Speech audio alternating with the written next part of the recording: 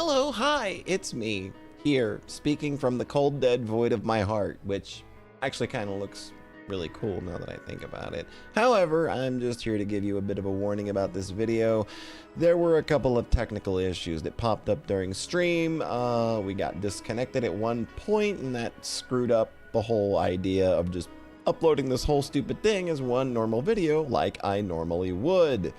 That did not happen, so I'm having to edit this stupid video, and for some reason it just loses sync with what's actually happening on screen by a little bit, but it's for the most part watchable, and there's nothing that really gets screwed up too much other than the lip flap on my ping tuber is not gonna match up at some point. I'm tired of screwing with it. I've done everything I could to try and correct the issue. It's not really that big of a deal, but I just thought I'd give you a warning before going in. With that said, here's the damn video. All right.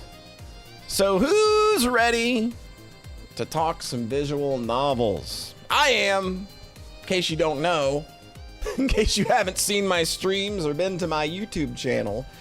In the last 6 or 7 years, they have become a large part of the content that I create. I hate saying words like content and creation. How's it going, Freezing Inferno? It's 6 or 7 years is how long we've been doing this. So I decided, you know what, it's been long enough, and I have not streamed in a long time. And it was just like, let's just do something. Let's just do something. And the idea hit me the other night, and I was just like, yeah, I could probably make a stream out of that. And the only way you can be a real streamer is if you do at least one tier list. So this is almost the smash or pass of visual novels. So some ground floor rules. This is a list of VNs, and it is not a list of VNs that I have. It's not a list of all the VNs that I have ever played. This is not a full list of every visual novel I've ever played. These are only visual novels that I have either streamed or let's played, minus demos. In reality, I have probably played 3 or 4 times the amount that we're going to be discussing here, and I think that's probably a conservative estimate. So, yeah, in case you don't know, love me some visual novels. And just to make it clear, we're here to have a good time. These are just my opinions. So if I say anything about, or I rank a game that you like lower, or I just didn't like it, it's just a matter of taste and what I look for personally and critically in the stories that I enjoy. So I don't want to hurt anybody's feelings here. So if we have a disagreement on something, and I'm going to try to not be too negative Nancy. How's it going, Tengu Gemini? I'm gonna try to, I do enjoy visual novels. I know that's coming as a huge shock to Tengu to have to find this out so late in our friendship. Yes, please don't cry if I hate your favorite video game. I'm gonna try to not be too negative about things. I'm gonna try to not be too mean about the things that I don't like, but I am going to talk about the things that I don't like about them. And sometimes I get a little animated when I do that, and maybe there's little room for hyperbole. So please, nobody take any offense or anything like that. It's just all opinions. We're all here to have fun. So let's continue with an explanation of the rankings, just so everybody understands what my rankings mean, because I think that when you start ranking things, it's usually when numbers are involved, but I still think that there's maybe a little vagueness to how these things typically get. There's Toad22484 with the raid, a massive raid. Everybody's coming from watching somebody be very good at video games to somebody talking about video games where the most interaction you have is you're just gonna read. So watch that number dwindle real fast. Sorry to disappoint. But yeah, we are ranking all of the visual novels that I have streamed or let's played, with some exceptions to demos and the like. And how's it going, Garden? Yeah, you like the visual novel Where Are the Girls? You know, there's a lot of I think you're going to be here for a lot of what's going on tonight then. But we're going to kind of go over what each category means, just so it's explained, just so everybody knows. Yep. Sub nerd the numbers withdrew. How's it going, Sean? Gosh, there's a lot of people here to listen to some idiot talk about visual novels. All right, category explanation. All-time bangers. These are the games that have basically ended up in the polypantheon of near perfection, and they usually end up there with the passage of time.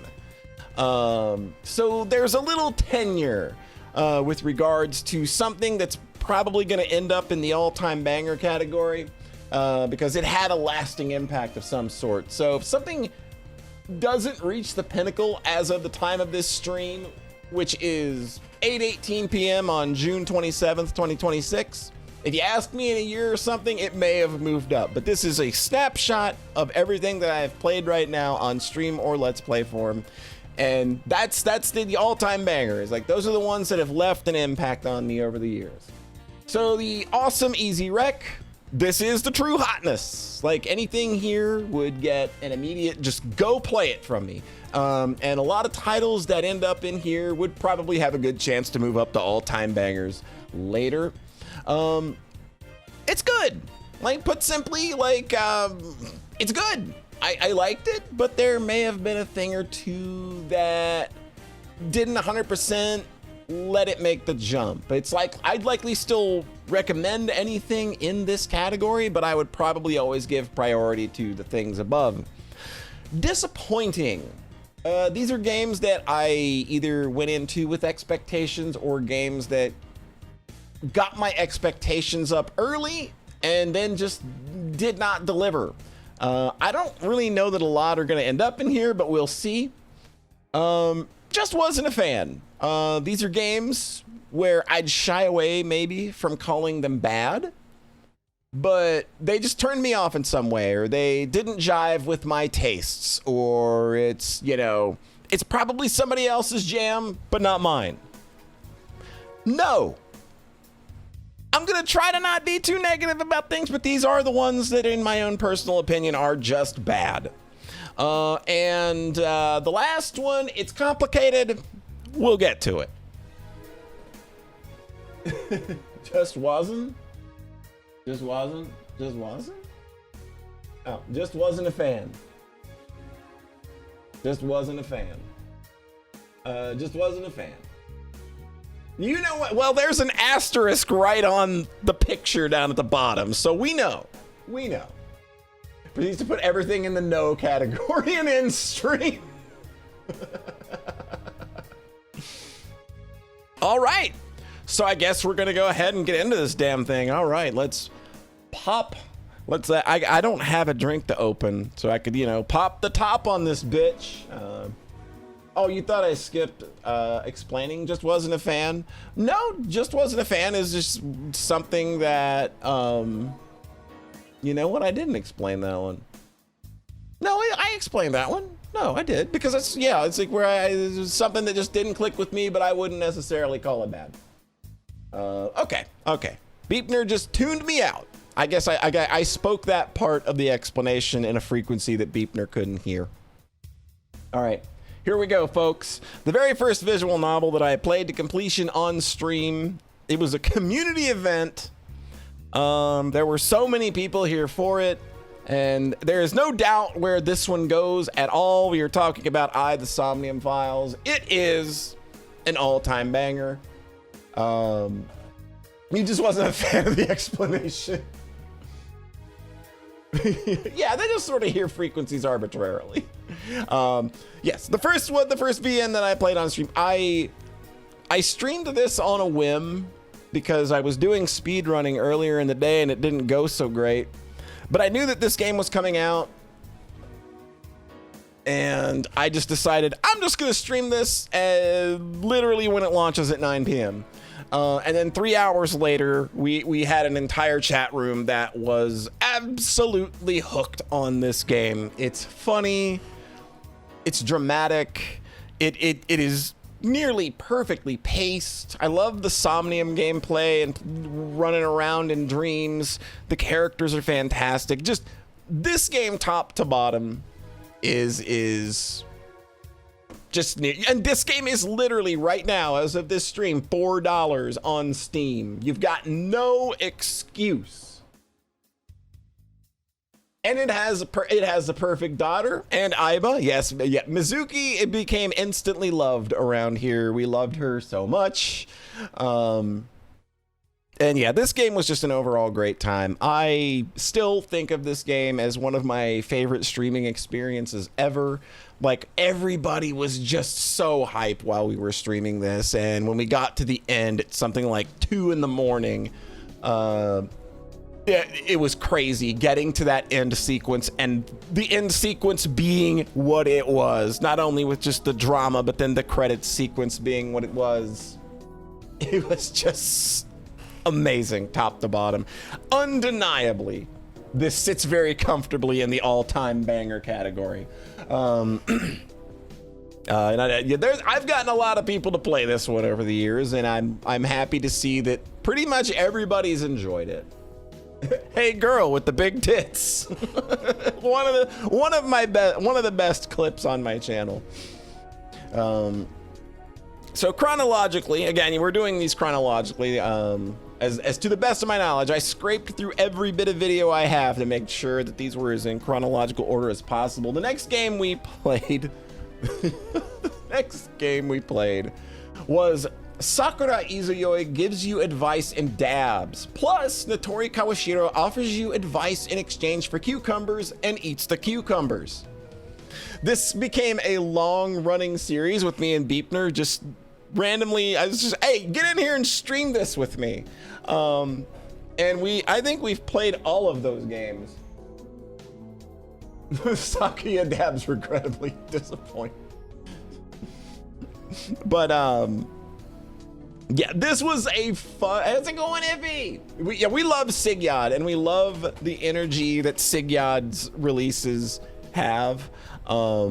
This game is just a cute little thing where you just ask general advice, and Sakura gives you advice, and then dabs at the end to make you feel better.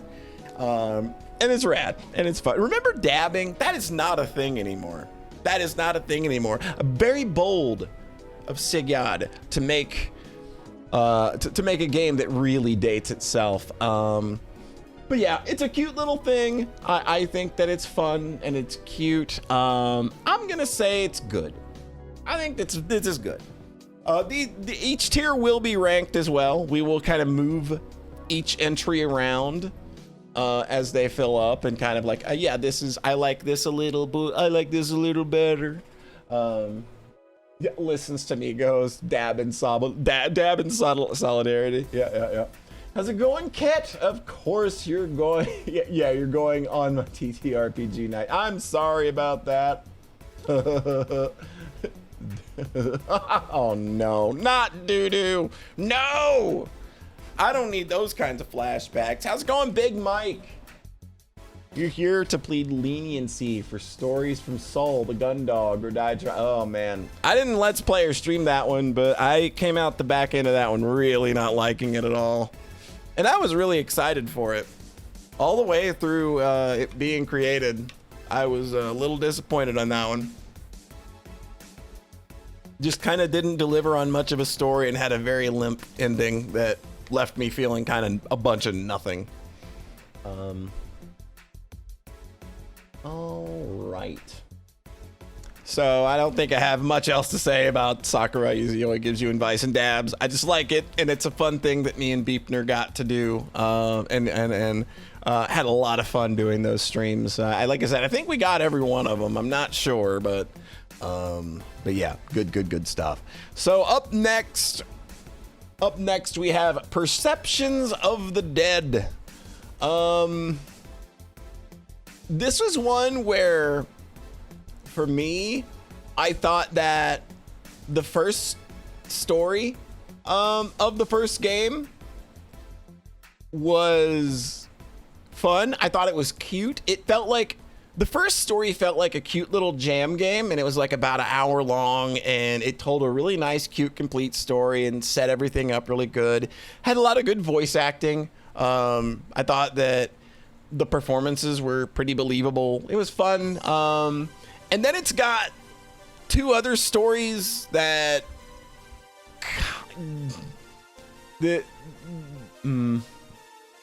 kind of just drop into just being bad creepypastas, but they're creepypastas that instead of letting the supernatural thing be supernatural, they spend way too long explaining it in technical terms, and it kind of just rips you out of it. And that was kind of like where I start. Like, I think this is one of the first times, this or the next one of the first times I ever actually got angry on stream at a visual novel. But yeah, it I can't call the first game bad. And I think the only thing saving this one from the no category is the fact that I do remember thinking that the first story was good because it was short, it was punchy, it had a lot of character, it was funny at a few parts, even though it still did have a little bit of that over-explaining the supernatural thing. But overall, I'm probably gonna put Perceptions of the Dead 1 in the I just wasn't a fan. It just didn't click for me. Just because that back half, like if it would have just been that first story and, you just called it there, I'd have been fine with it. I think that would have been a fun little thing, a fun little one-off story that, would have probably been, yeah, it's good. Yeah, you want a cute little supernatural story kind of thing going on, go check it out. But yeah. So that's Perceptions of the Dead. And we're moving on to right after that, Perceptions of the Dead 2. And to me, Perceptions of the Dead 2 kind of just, it leapfrogged off of all of the things that I did not like about the first game, where again, it's explaining way too much instead of letting a moment that's supposed to be suspenseful or creepy be suspenseful or creepy. It just has to explain it exhaustively, and I thought that the character writing was a lot more annoying in this one too. I think this is the one where I know that there's a clip of me getting mad that John made of one of these two games, and I can't remember if it was this one or the first one. But yeah, I just could not get over them not letting a supernatural moment kind of hang with like all of the magic and elements and stuff. And we played the first story of this, and we did not bother with the other three. I never came back to this one. This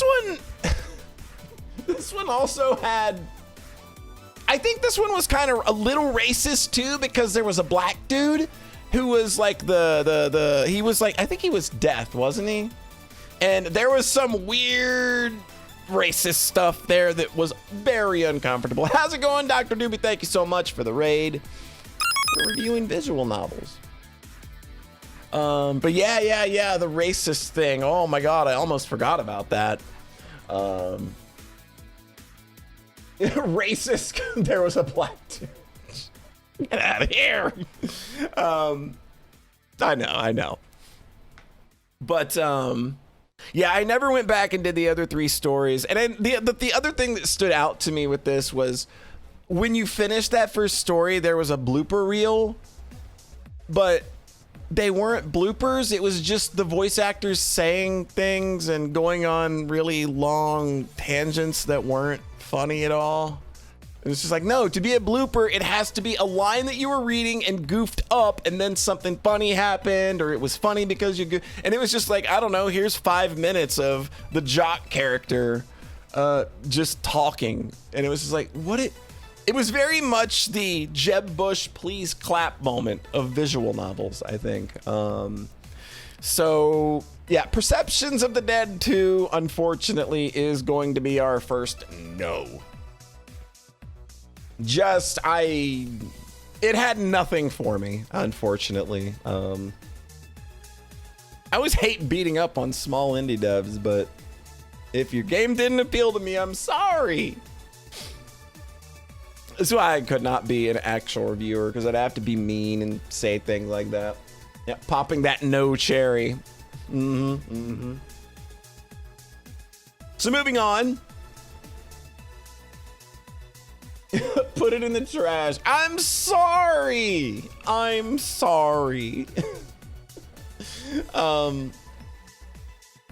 Moving on, I think we have a title that needs no introduction.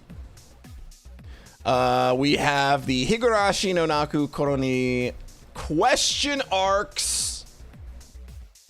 And this ended up being another big community thing where everybody got into it. And this was really a big community thing because I started reading Higurashi kind of as a lark because I was just like, oh, there's no way I'm ever gonna do this. I'm never gonna finish this. But it was during the COVID times. I think I started doing this in like March or April, maybe even May. I can't remember. I just know I was like, oh, hey, everybody's gonna be home for a Rena lifts a boulder and dabs. I'm gonna make that game now. Yeah, it's so, and everything just clicked into place. It's like, nobody's gonna come here and watch me read 8 visual novels. There's no way I'm gonna have the ability to pull this off. And we did. By the end of November, I had completed, by the end of November 2020, I had completed that, and we brought a lot of people along for the journey.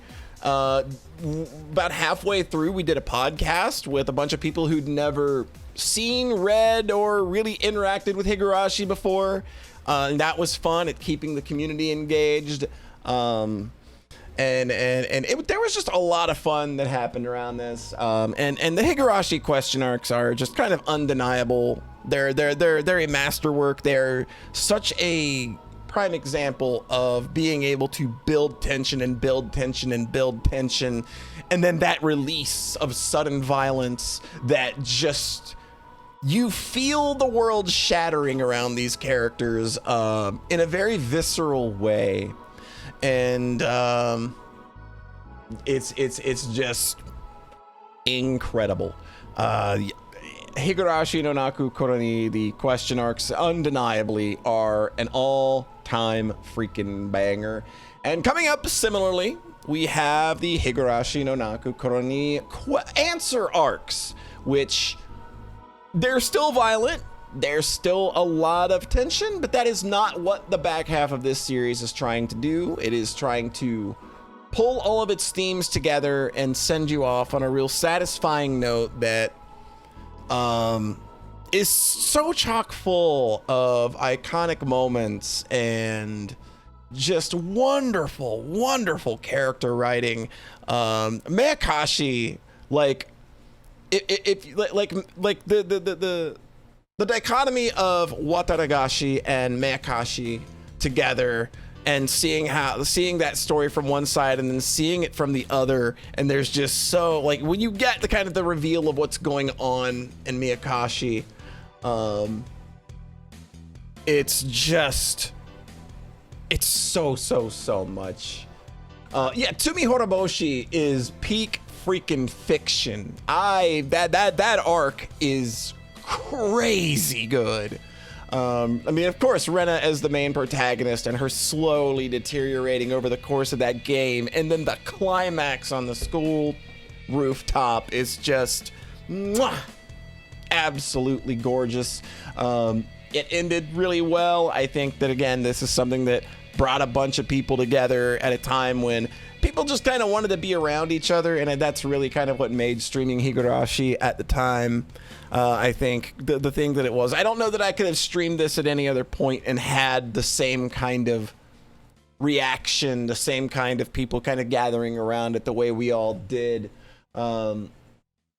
Yeah, and like people that had seen the anime got to experience the visual novels, and it's just like it's such a more raw, visceral experience. And it is, again, undeniably an all-time banger.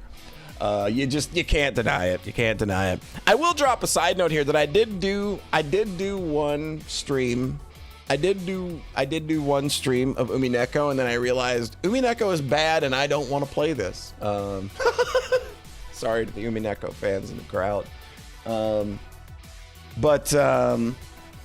That's where I'm not gonna get into that discourse. I ain't gonna have that fight right now. We're here to have a good time. But yeah, that's just kind of a side note there. That is not on the list. I know I streamed it once, and it's just like, yeah, we'll put that away. But yeah, Higurashi, undeniable. Up next, we got another Sigya joint, Dab on Darkness. This is another Sigya joint. It's doing that thing that he did there for a while. I would dab on the plus darkness and she'd fucking love it. She would love it. She would be literally kneeling at my feet. That is what that, yeah, you look, just exert any kind of dominance and you win. Gotta get back into Higa. You're still in chapter 2. You're still in the good stuff. Dab on Darkness is, you basically your own inner darkness kind of manifests as this kind of hot, like gothy girl who's just like, yeah, man, you do suck. Give in to all of your worst thoughts. Give in to all the terrible things that you feel about yourself. They're probably all true, and then you just dab that shit away. And again, I liked that spirit with that Sigyad's games had, where it's just like, it's just somebody was just trying to put some cool, fun energy out there in the world to make you feel a little better, give you a little bit of a smile. Again, got to do this with my good pal Beepner, and it was just, it's all like, I'll say it every time. It was fun every time we got to do one of these. And this easily, again, this goes in the good category. I liked it. It's good. It's cute. It's fun. These games are like, his games are literally like $1 or $2.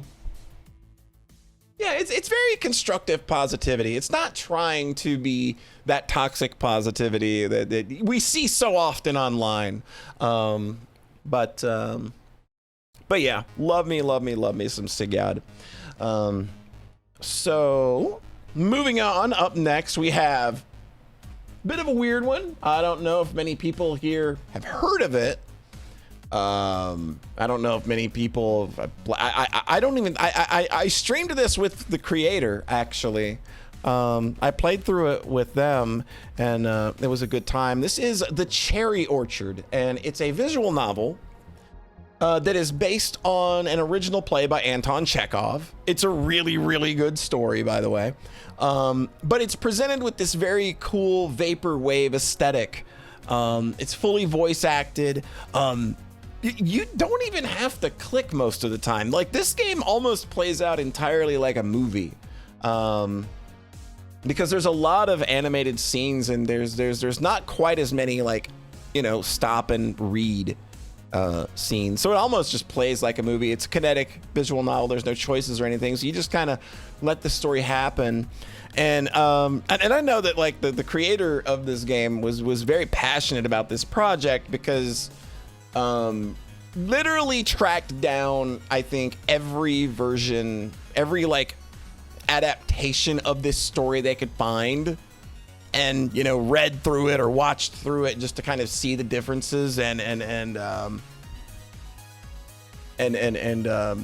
just to kind of put together the best representation of the work while kind of adding their own personal style. Again, they work with a very vaporwave aesthetic. The soundtrack reflects that. The visuals reflect that. It does not look like what you would think, a late 1800s, early 1900s play adaptation would look like. And as I was going through this morning to grab some screenshots, this one was sitting in the good category for me. But on revisit, I just like, I like this a lot, actually. Because it's only about an hour and 10 minutes. It's a pretty easy thing to kind of chunk your way through. And again, very minimal need for the player to do much. But yeah, I basically played through this one again this morning and just trying to get the screenshot. I was like, oh no, wait, no. This I would easily recommend this as one of the cooler, more off the beaten path type of visual novels that I've had the fortune to just stumble into. It's a very cool thing. It's a very cool adaptation. It's a very cool story. It leaves you feeling a kind of way about, you know, the aristocracy and their, you know, their fight to just hang on to any little thing that they have. And then I don't want to spoil it because, again, it's a very short story. But I know this one's typically usually pretty cheap. I think it's like $7 or something, but I think it's absolutely worth $7. It's a really cool adaptation. It's really cool material to have brought into this form, and I think the creator did a very good job of injecting their personal style into it, and the performances are really great. Like, I just don't really have many. I don't have any complaints about it. So yeah, that one went from like, yeah, like my initial run over this list is like, yeah, it was pretty good, to no, like I would recommend this. You like interesting off the beaten path weirdo visual novels, this is a really, really good one to check out. I know that there's also an adaptation of The Seagull, and I played an early version of that like a couple of years ago, but I know that the creator Shibanya has been very busy over the last couple of years, so it has not seen the light of day. But what I had seen of the Seagull adaptation has been very good so far.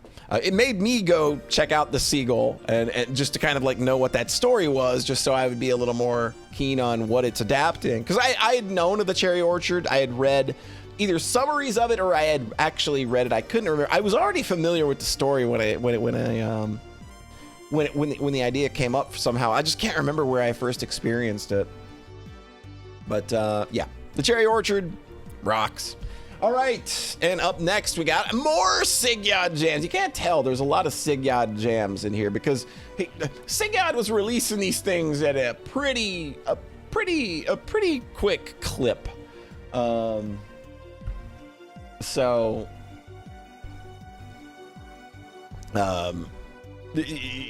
got another one, CBT, and this is a game where, you know, Yuuka teaches you cognitive behavioral therapy.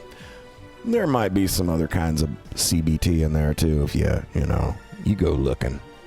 But yeah, it's another one of these. It's really along those same lines. Again, like I have to imagine there was a lot of reading up or consulting about cognitive behavioral therapy and how to, you know, stop yourself from spiraling into bad spaces. And again, I just like that a lot. I just think that's very cool. And I am going to make a small correction. I am going to put Higurashi above the Somnium Files, just because again, these are ranked categories, so just kind of making that little correction there. But yeah, CBT with Yuuka is just another cool, fun little one of these. Again, I'm just gonna say it's good. It's good. I liked it. All right. So, I do believe we have arrived at the portion of the show where you may notice that the current upcoming image has an asterisk on it. And I'm not gonna get in the weeds about it. I'm just going to say that there was a point in time a few years ago where a lot of online creators kind of ended up being outed for some real sussy-wussy activity.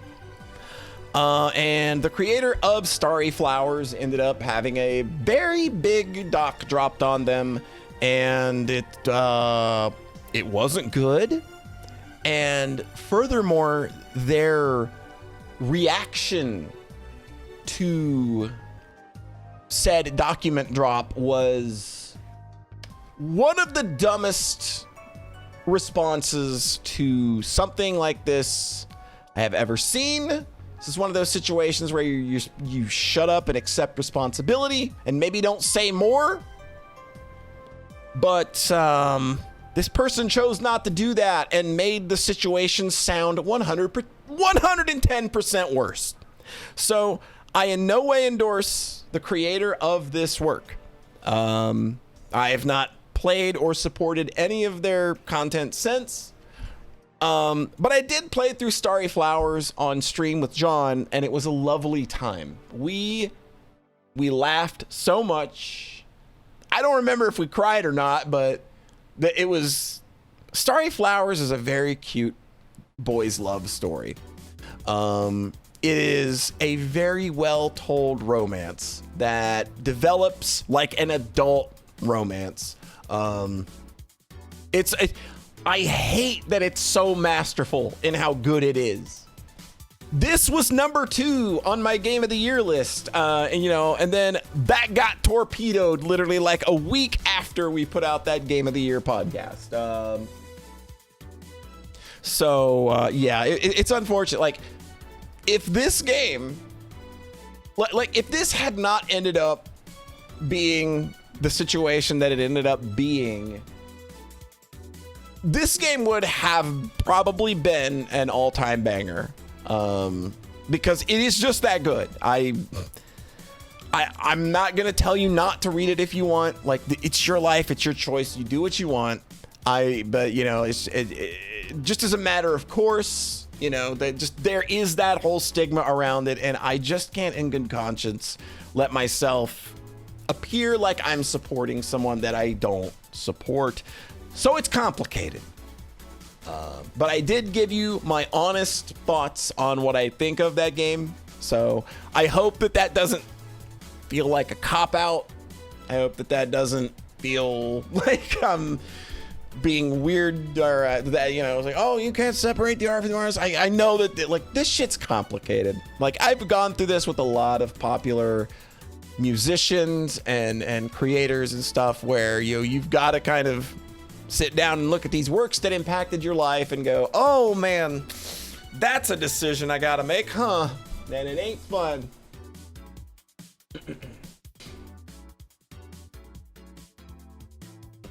It drops on Steam in 2 days. That's cute.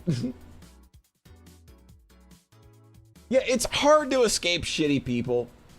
It's gonna happen. It's just, that is a thing that we all kind of have to wrestle with at some point. And again, like, I didn't want to spend a whole lot of time on this. I just hope everybody understands my position, and as well as my overall thoughts on the game, divorced from that. I've tried to kind of balance it here and do both, but is what it is.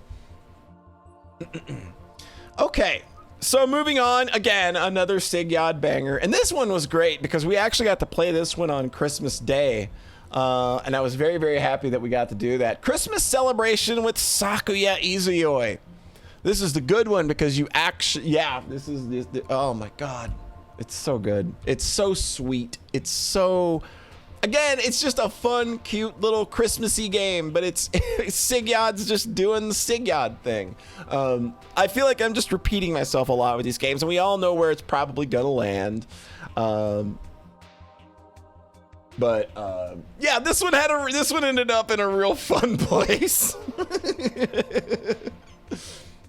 Sigyod gonna Sigyod. I should have just given Sigyod his own category. I'm gonna put this one above. This one right now is sitting at the top of the it's good category. It's the best Sigyod game so far. So yeah, it's Sigyod.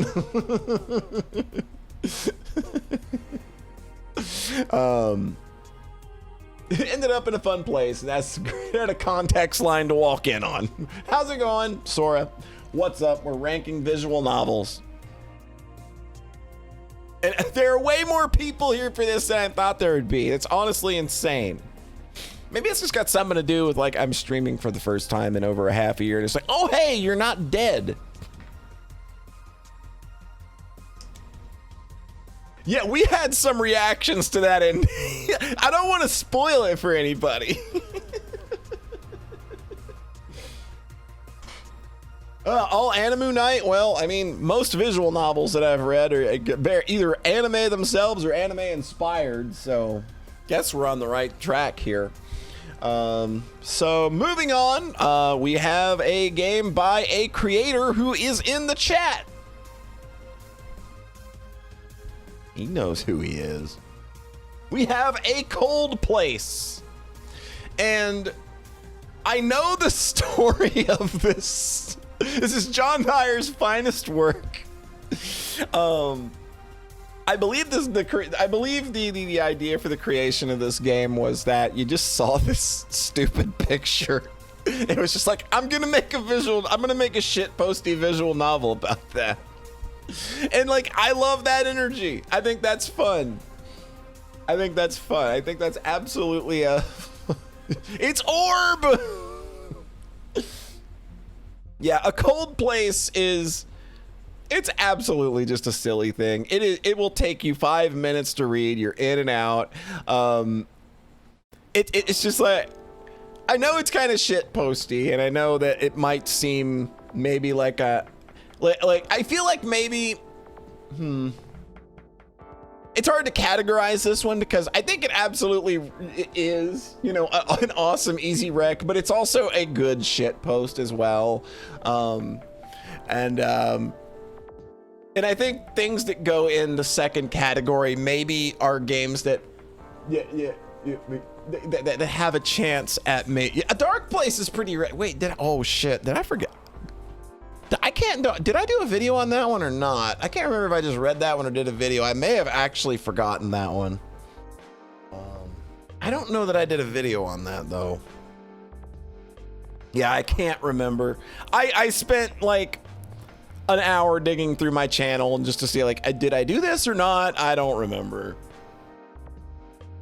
So my reasoning here is I am going to put A Cold Place at the top of the It's Good category, with the caveat that I think that it's logical to understand that most games in the awesome easy rec category carry with them an enthusiasm that could carry them to all-time banger. And I'm not trying to be mean in saying that A Cold Place can't be an all-time banger. It's, again, just me, my thoughts. Don't want to hurt nobody's feelings.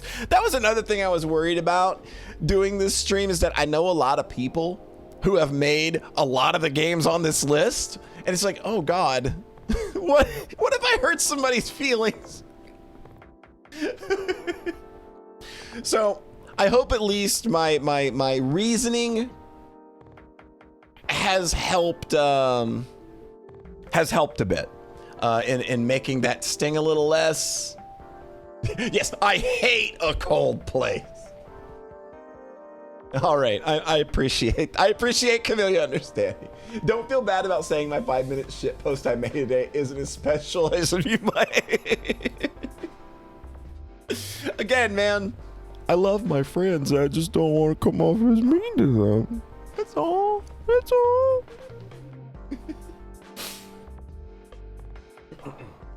Archive of our own. Oh, what are we doing here? What are we looking at? I probably shouldn't bring that up. Okay. A Rough Place. Okay, I probably should. That's John Thayer writing, and I probably shouldn't bring that up on stream. I don't know. I don't know that I've read that one. I don't think I have, but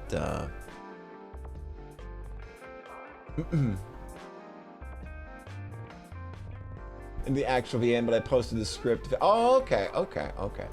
When's A Stinky Place?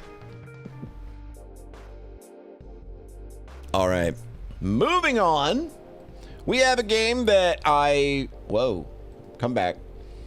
We have a game that I played the demo for a good year and a half or so before it came out, and was immediately just like, oh yeah, that's 255% my jam. Corpse Factory. Corpse Factory is a game that I followed through its the last year and a half of its development, and then picked it up and started streaming it the day it came out. We did a fun wrap-up stream, but this game is a very fun schlocky B movie. It's about a website that kills people, but that's not really what's going on. And it has to do with like deep fakes and everything. Like everything's in here, man. But this game just has so much heart behind it. Like the presentation is amazing. The voice actors kill it. But the overall premise and the way the story advances is literally top tier B movie schlock. And you gotta turn your brain off a little bit and not think too much a few times here and there for some things to kind of just like, why would that happen? Why would you never notice that? Or why would you do it this way? And that 100% works for me, especially since, I was already bought into the premise and the characters. I liked the Hell Girl anime. So, and this gave me very similar vibes to Jigoku Shoujo. So, I was just already bought in, but I think that like they were able to deliver on everything that the demo promised. It is just a lot of fun, great character interactions, great progression of a character just kind of unraveling, and it deals with a lot of very real mental illness. Like there's some body dysmorphia stuff in there. There's legit a very realistic OCD. There's a very realistic depiction of OCD behaviors as well. But this game's working with a lot of stuff, and I know that the author did do a lot of consulting in trying to write these characters with the various mental illnesses and how those progress. So a lot of that stuff is coming from a good place and not trying to exploit it, but it is ultimately, using them as a framework for a schlocky B-movie visual novel. I like Corpse Factory a lot. I think that this game is absolutely worth a recommendation. It's just a really, really cool thing. And it handles its endings in a real fun way, like where you can make whatever choices you want throughout the game and you're good. And that's your story, and you get an ending. And then after you do that, you can literally just pick what other ending you want to get. You can just watch the other endings. And then there is an extra mode that is just so amazingly stupid that I lost it on stream for a good 20 minutes trying to get through it. It's just that silly. So Corpse Factory, very, very cool. I think I'm going to put that at the top of Rex for now. It's just 255% my jam. Moving on, we have Marco and the Galaxy Dragon. This is one that I started and I did 2 or 3 streams of, and I did not finish. And I love this game's presentation. I love its character designs. They are so good. There's so much good stuff going on here, but in terms of actual storytelling and trying to write scenes that felt like they were moving at a pace that made sense or that felt comfortable, it just wasn't doing it for me. And yeah, it's got this Pink Panther ass animated intro. Like, there's just so much good animation, and like, there are no moments where it's just sprites animating at each other. Every scene in the game is a CG. And I know that that's not really anything that's all that new now, because we're seeing a lot more of that. But at the time that I played this, it wasn't the norm. This game had a hell of a budget behind it. And I don't think this game is bad. I think that this is a game that where I played the demo and I loved it. And it was just immediately like, I'm buying this now. And Your main goal to being find your mom, and I did not like my mom at all, so it didn't help the top of everything you're saying. Okay, that makes a lot of sense too. Sometimes that makes things really hard to jive with visual novels. But for Marco and the Galaxy Dragon, I think for this one, it was just kind of disappointing. I wanted more out of it. I really, really wanted to like this one. And this is one that I may actually circle back to on my own time. I'm not going to stream it. And just kind of like maybe just try to like blast through the rest of it and see like if anything in there actually connects with me. But from the people that I have talked to, it sounds like it kind of just ultimately is just kind of like the parts that I started to not like very early on. And it's just a lot of that. So Marco and the Galaxy Dragon is our first disappointment. How's it going, Cupin? Hope you're doing well, friend. We're rating visual novels. Look at us go. Yeah, Marco just... Nothing felt like it really had any impact. Scenes just kind of happened, but there was no sauce in those scenes to really make them pop or make them feel like they were transitioning into the next part of the story in any way that felt like it wasn't just kind of running into a brick wall or running over speed bumps every time. Yeah, we're looking at good there you go. Speaking of Cupin, we're looking at some good VNs. Sticker spoilers.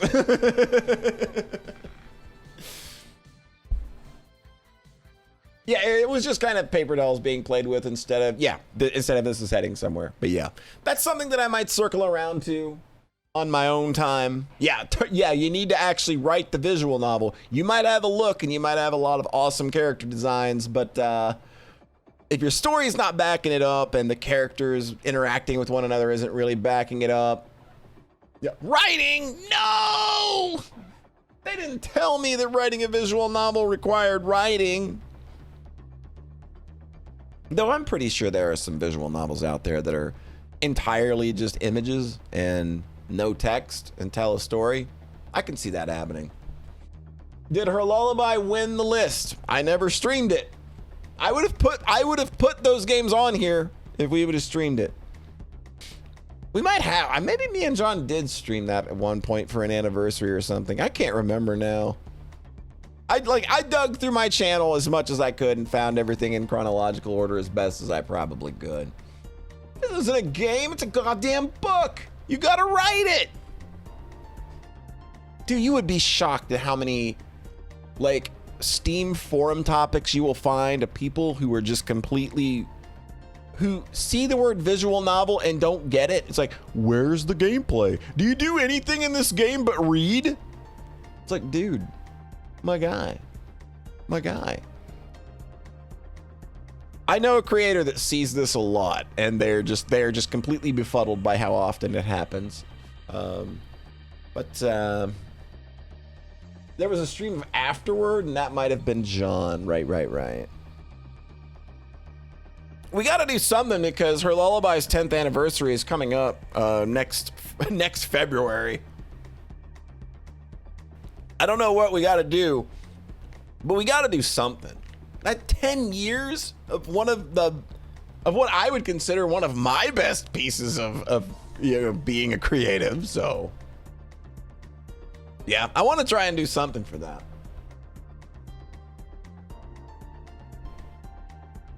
10th anniversary HD edition. I keep threatening that the HD edition is just going to be me replacing that fucking basement graphic. That's just going to be the 10-year edition. I'm just going to go to some dingy basement somewhere and actually make a new background. Instead of stealing it from another game, and I didn't realize that was happening at the time. Oh yeah, do it in Unity. There we go. New funky mode. Photograph a prettier basement. All right, we are moving on to our next entry. Butterfly Soup, the first. My God, what can you say about Butterfly Soup?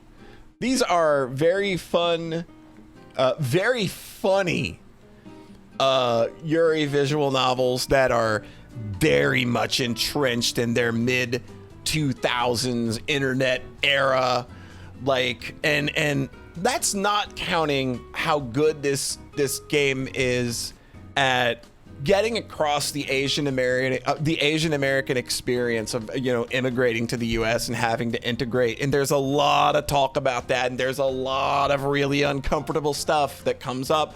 But it's also, you know, characters struggling with their identity and sexuality, and you get such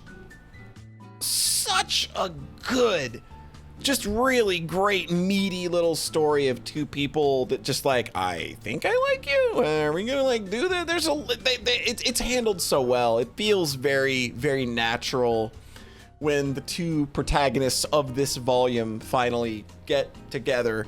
And I understand why they didn't try and tackle, you know, both sides of that equation in the first game, because you need room for these characters and stories to grow and deal with the things that they're dealing with.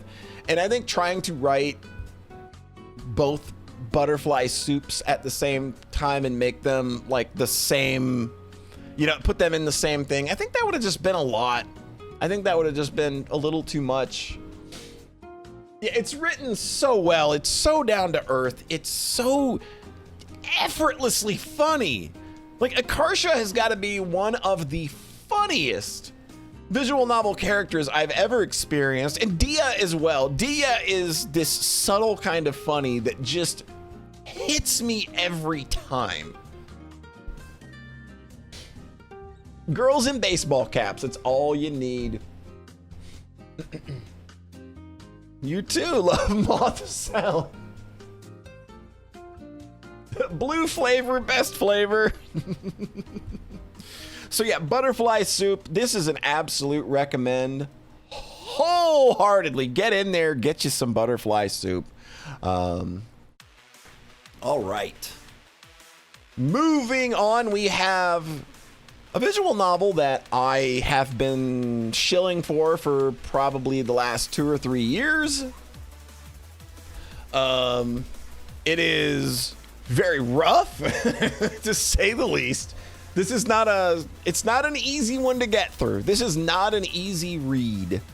2236 AD is very interesting. It's it's one of those visual novels where it's just like, I don't know that I've read anything like this, because not only has the author written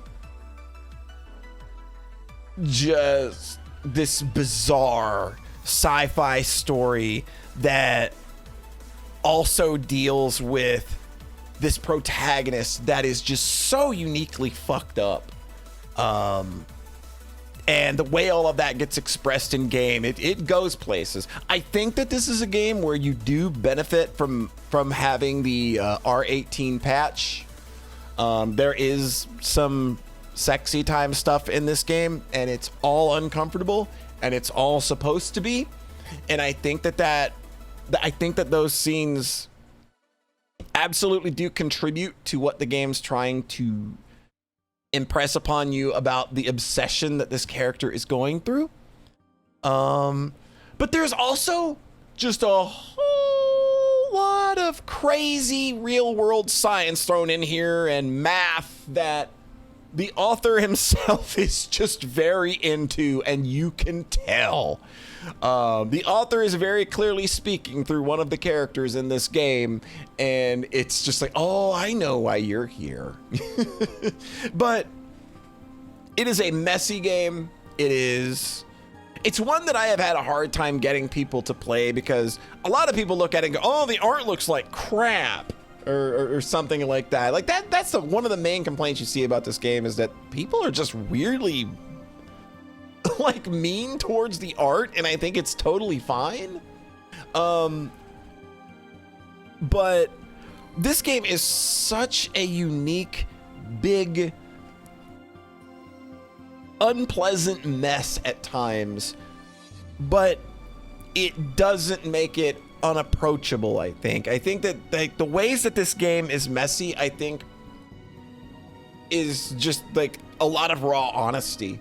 It's being honest about what the type of obsession that this game is going over can lead you to, and it's also just kind of like a weird commentary on visual novels as a whole, and the whole good end, bad end thing. Even though it very rarely this game is not a game that has a lot of endings, but it is a game that's kind of commenting on that through the main character and his own neuroses.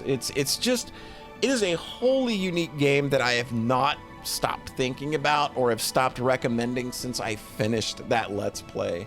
It is such a unique and cool and messy and like just sometimes really hard to get through thing, but I think that the reward at the end is 100% worth it. When I finished this game, like I said, it's just stuck with me and I have not stopped thinking about it.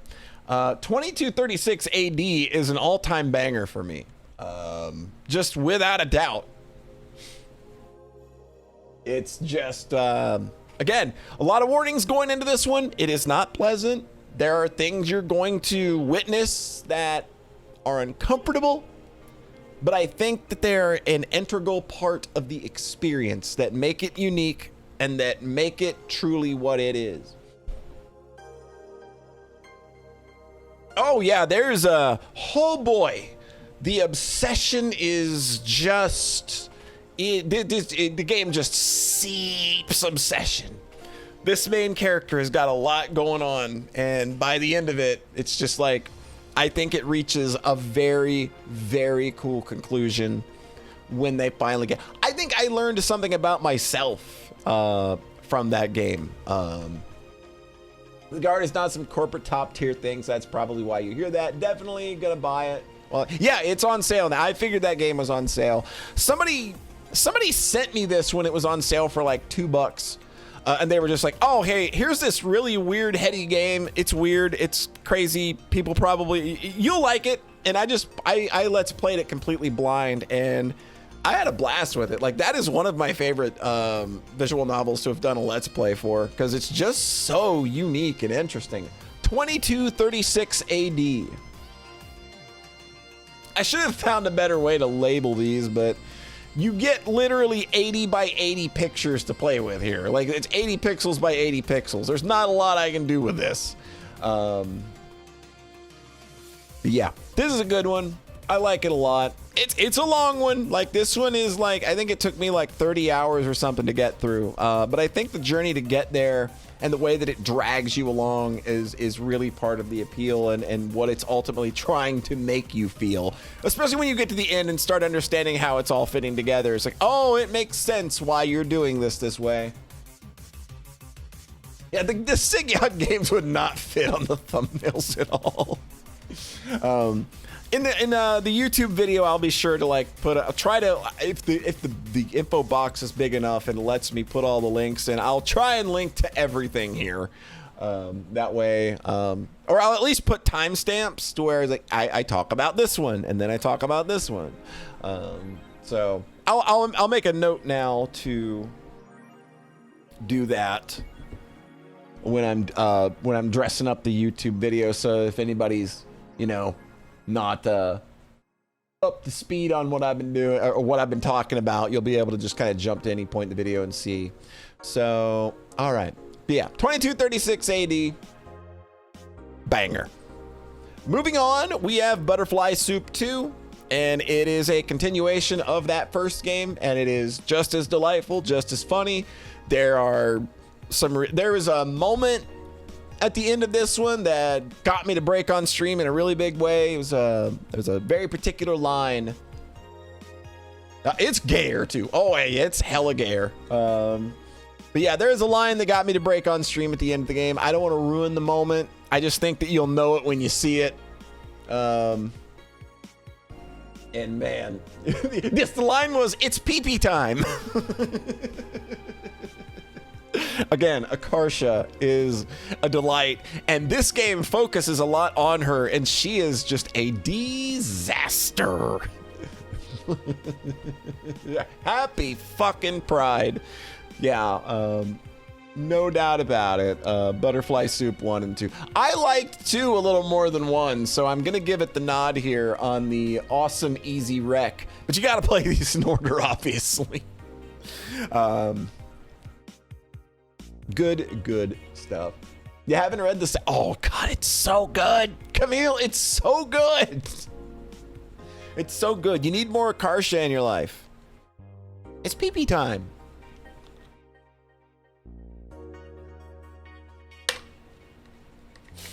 All right.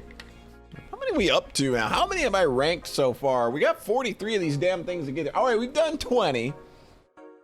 No, we've done 17 so far. So I think when we get to like 21 or 22, we'll take a little break and then we'll come back and do the back half. But for now, we're moving on to Find Love or Die Trying.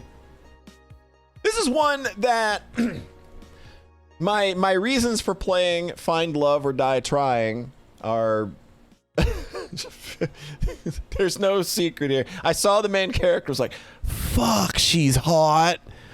And that's the only reason I went into play 22. That's the only reason I went into play Find Love or Die Trying.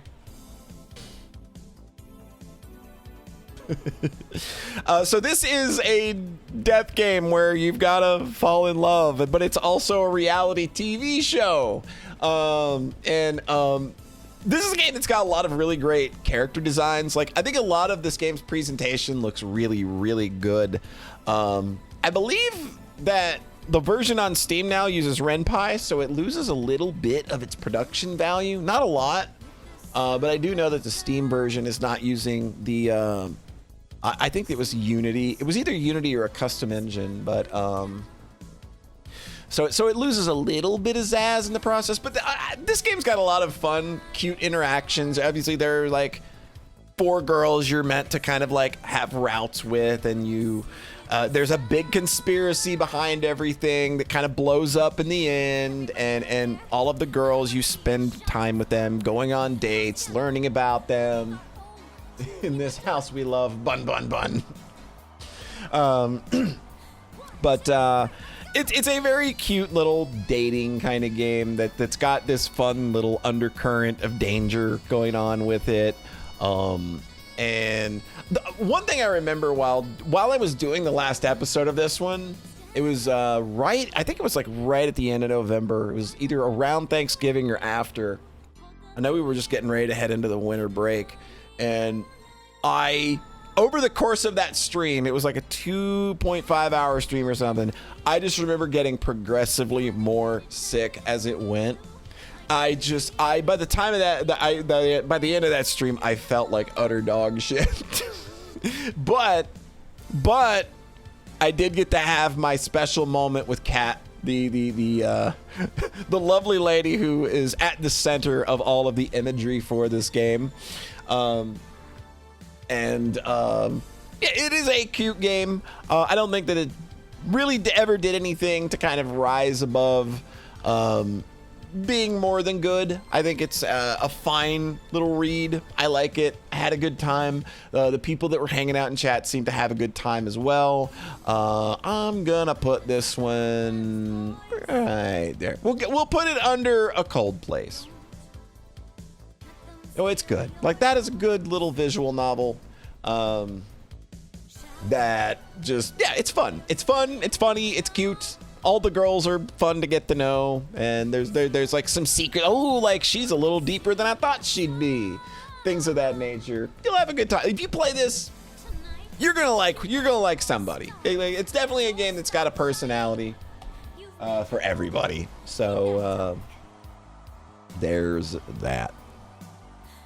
Real good one coming up. I think we got a real good one coming up. This one is kind of just, this is an all-timer. This is one everybody, like, we're talking about Saya no Uta, the Song of Saya. And,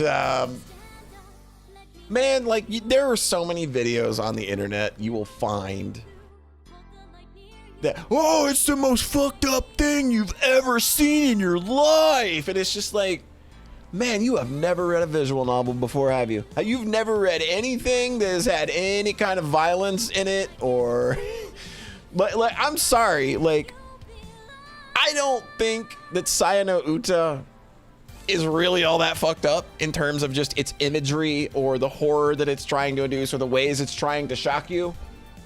I think Saya no Uta's strength is that it is a very potent and very, very cool love story about monsters falling in love.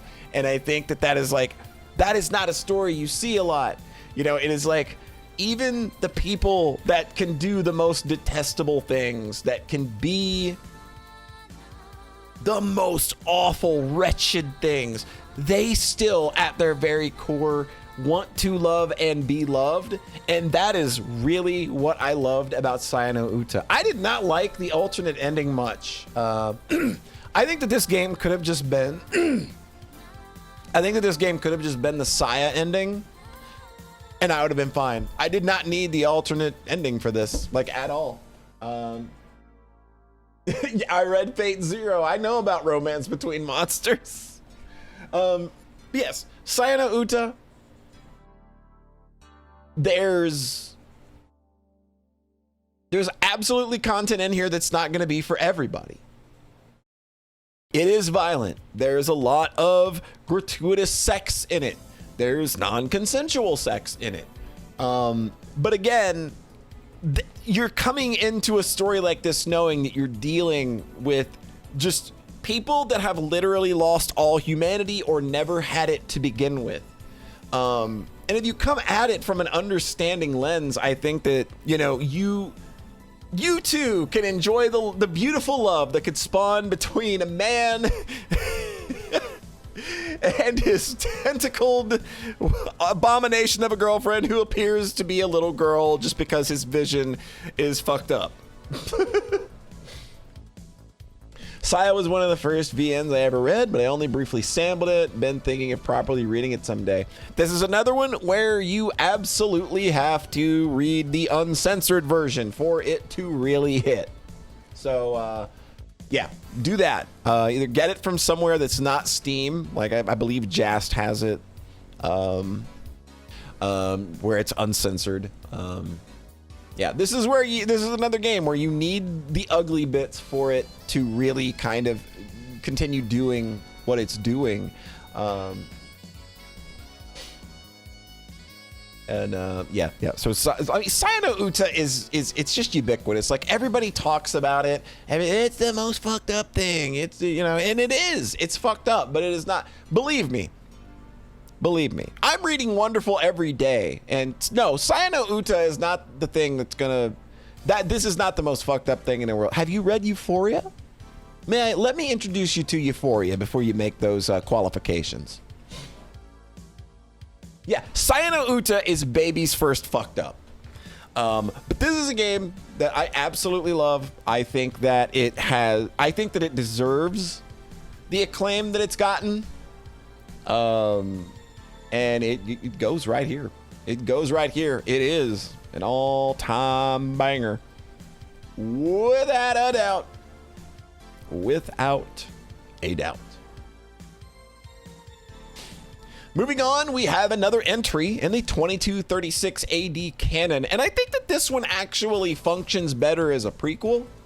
I think that if you read 2236 AD Secretary stories first, a lot of the in-game weirdness and technical stuff that game is doing will probably make a lot of sense. And I don't know if this was released before 2236 AD came out, but I read it afterward because that was just how they were released in the way that I was buying them. But 2236 AD Secretary Stories is free.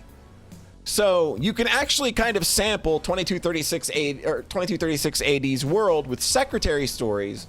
By you can introduce yourself to that world and the technology that they're going to that's going to be at the center of this story, and get an introduction to the character. And it has a lot.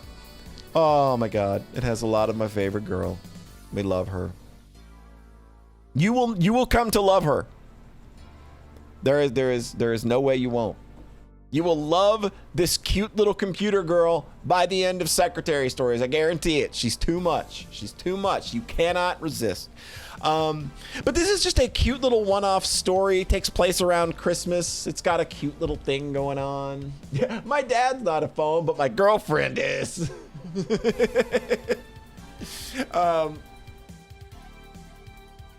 But yeah, this is just a cute little one-off story that I think would probably do a good job of jumping anyone into that world before they kind of dived in to 2236 AD. And since 2236 AD Secretary Stories is, you know, you're good. You're good. Jump into that. The actual content, I'm gonna say it's good.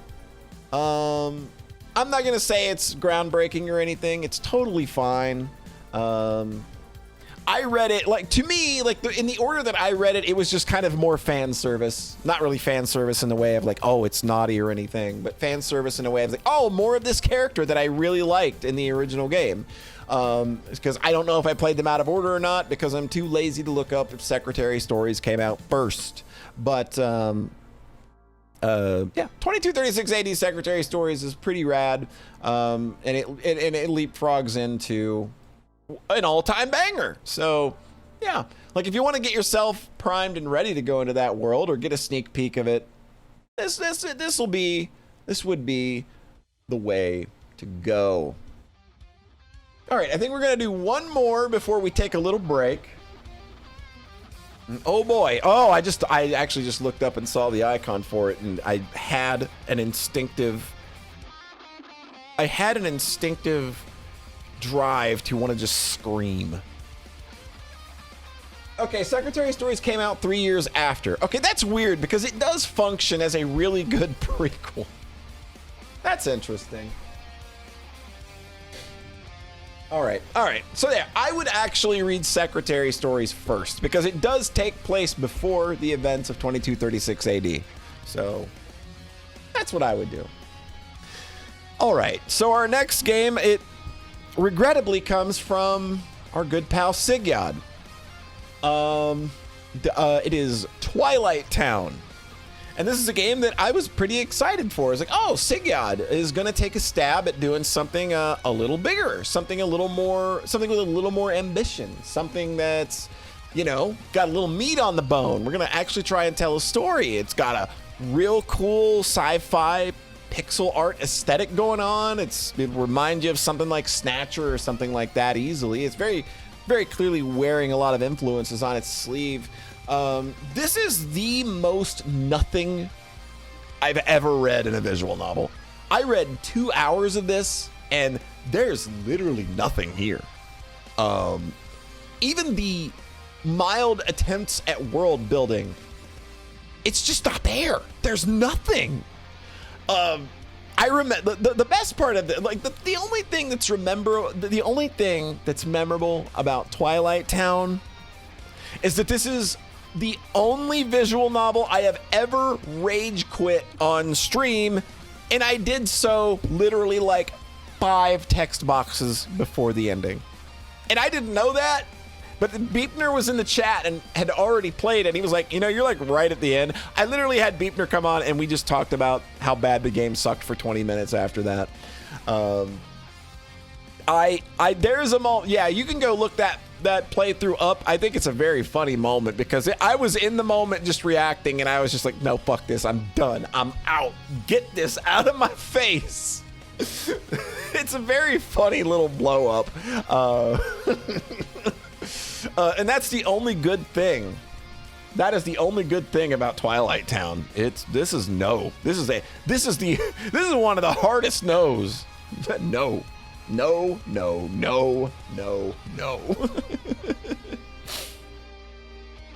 All right. So we are about halfway through the list, and we're about an hour and 20 into the stream. Much like that place in Kingdom Hearts, it's not that great. It has a sequel that's a GZ dude. See, that would probably be way more fun. At least then it doesn't require much writing, because you can have all the, again, this is another case of you can have all the production in the world, but if you do not have the chops for writing or being able to tell a coherent story, or a story that it can just interest you in some way. I spent 2 hours just begging this game to give me something. Oh, it just drove me insane. Yeah, man, Twilight Town, that's a rough one, but all right, so like I said, we are about halfway through the list now, and we're gonna take like a quick 5-minute break for everyone to get up, shake it off, do whatever you need to do, go eat a quick sandwich or something. I'm gonna go refill my thermos with some nice high quality H2O, and we will be right back.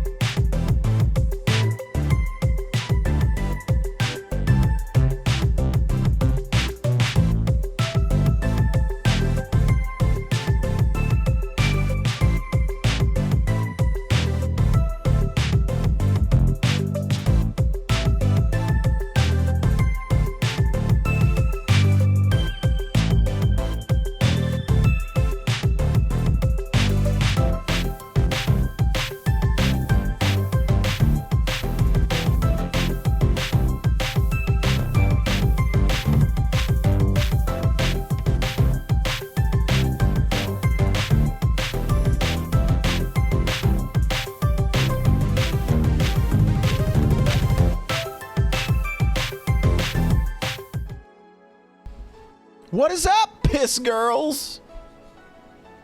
We're back. Did everybody go pee?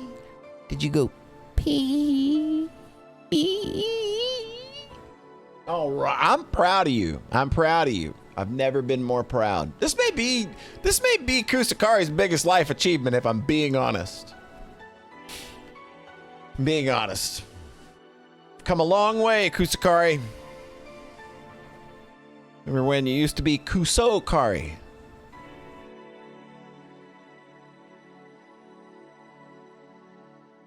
You used to only take poops. That's right. That's why they called you Kusokari.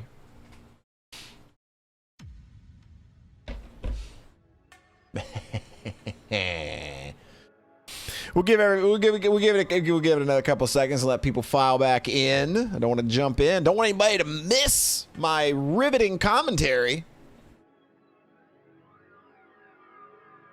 Know that everybody's waiting on bated breath to find out what I think about Of the Devil. So how we doing out there? Everybody feeling good? You were here for welding commentary. Oh, well. Weld. That's the best joke I could come up with. I should probably be shot for that.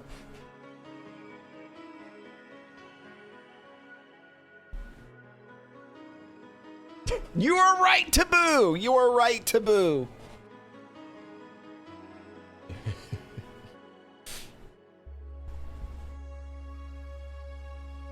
You did not pursue that in your character arc.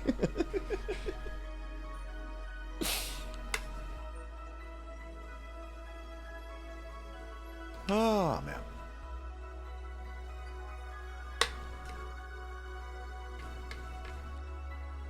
Okay. Folks, I think we're going to get right back in it now. Are we ready to get back in it? Are we ready? Are we ready? Are we ready? What do y'all think about girls? You like girls? Shout outs to girls, right? Like, what's chat's overall opinion on girls? I mean, I like some girls. I got no issues expressing my genuine love and affection for the girls.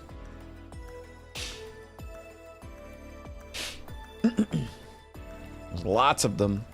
There's lots of them in a lot of these games. I think that that's just a common thing. And I don't know that there's a single male character in any of these thumbnails other than the dead guy in Perceptions of the Dead. Now, that, well, I mean, and you know, we got Starry Flowers as well. I take that back. The Beastie Boys like girls, absolutely. They also like Brass Monkey.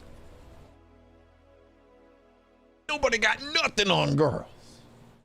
Ultimate woman liker. That's me. That's me. I'm known throughout the Midwest as the ultimate woman liker. I don't know why I'm known in the Midwest. I don't know why it's that area specifically, but that's what we're rolling with.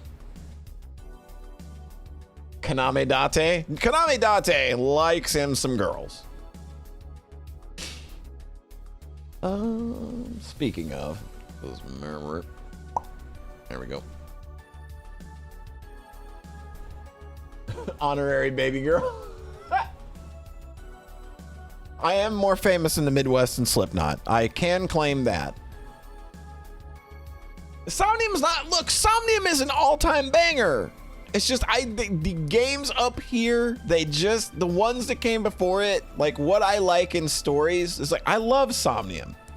But I think it's more, you know, like it's kind of like you got your summer blockbuster, and then you've got the heady indie movies that nobody's gonna watch because they don't like to read subtitles.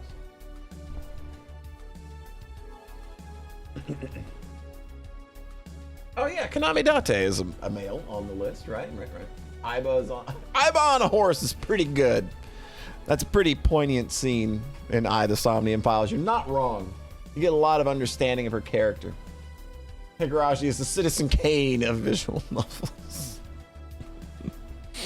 All right, we're jumping back in with the first volume of what has become a long-term I don't know. I don't want to say obsession because I don't like fandoms and I'm not into that. But it's been something that I've been into since I read it. It's funnily enough, I was gifted these games by somebody that I ended up breaking up with like a week later. Thanks for giving me some of the best visual novels I ever played, jackass. But we are looking at the first volume of the Flowers visual novel series, Le Volume sur Printemps. And this is the volume in spring. And this is your introduction to some light, airy, and fluffy Yuri content. This is very inspired by Maria Samagami Teru, which is just, that was like the Yuri anime series. It was all over everything back in the day. When I would get like advertisements in the mail for anime. Can you believe that? You used to be able to do that. That is a thing you could do in my day. But it's a story about girls in a secluded boarding school, and each volume focuses on a specific character, and each chapter of the series is a different kind of story. The first volume is a fish out of water story. The protagonist, Suo, is this very closeted girl who just wants to be normal and make friends, and she doesn't have a lot of the social skills yet to be able to navigate that, and the game presents that in a very honest but gentle way. She can be often perceived as naive, but deep down she's just a very loving person. I've heard a lot of people complain about the first volume and that, you know, oh, I can't relate to Suo at all. And it's just like, well, I think you've got to be a very specific kind of person to 100 relate to her. You know, maybe you're not here in your media trying to always relate to something. Maybe it's just trying to tell you a story and show you a facet of maybe other people that you're not aware of, that you don't live that experience. She is the screaming girl. Yes, she is, along with just being a very closeted and just kind of, you know, socially reserved person, she's very easy to fluster. Everything sets this girl off. She is just, this is a girl who I swear has no object permanence with regards to girls, because it seems like she discovers how awesome they are every time she meets a new one. And she just completely forgets that she already knows what they are, but it's just like, holy shit, another hot girl. What is going on? It is fair. Suo does have a, look, it's a good, understandable. How can you not relate? How do you not relate to Suo, right? But this is a slow burn series. It very much is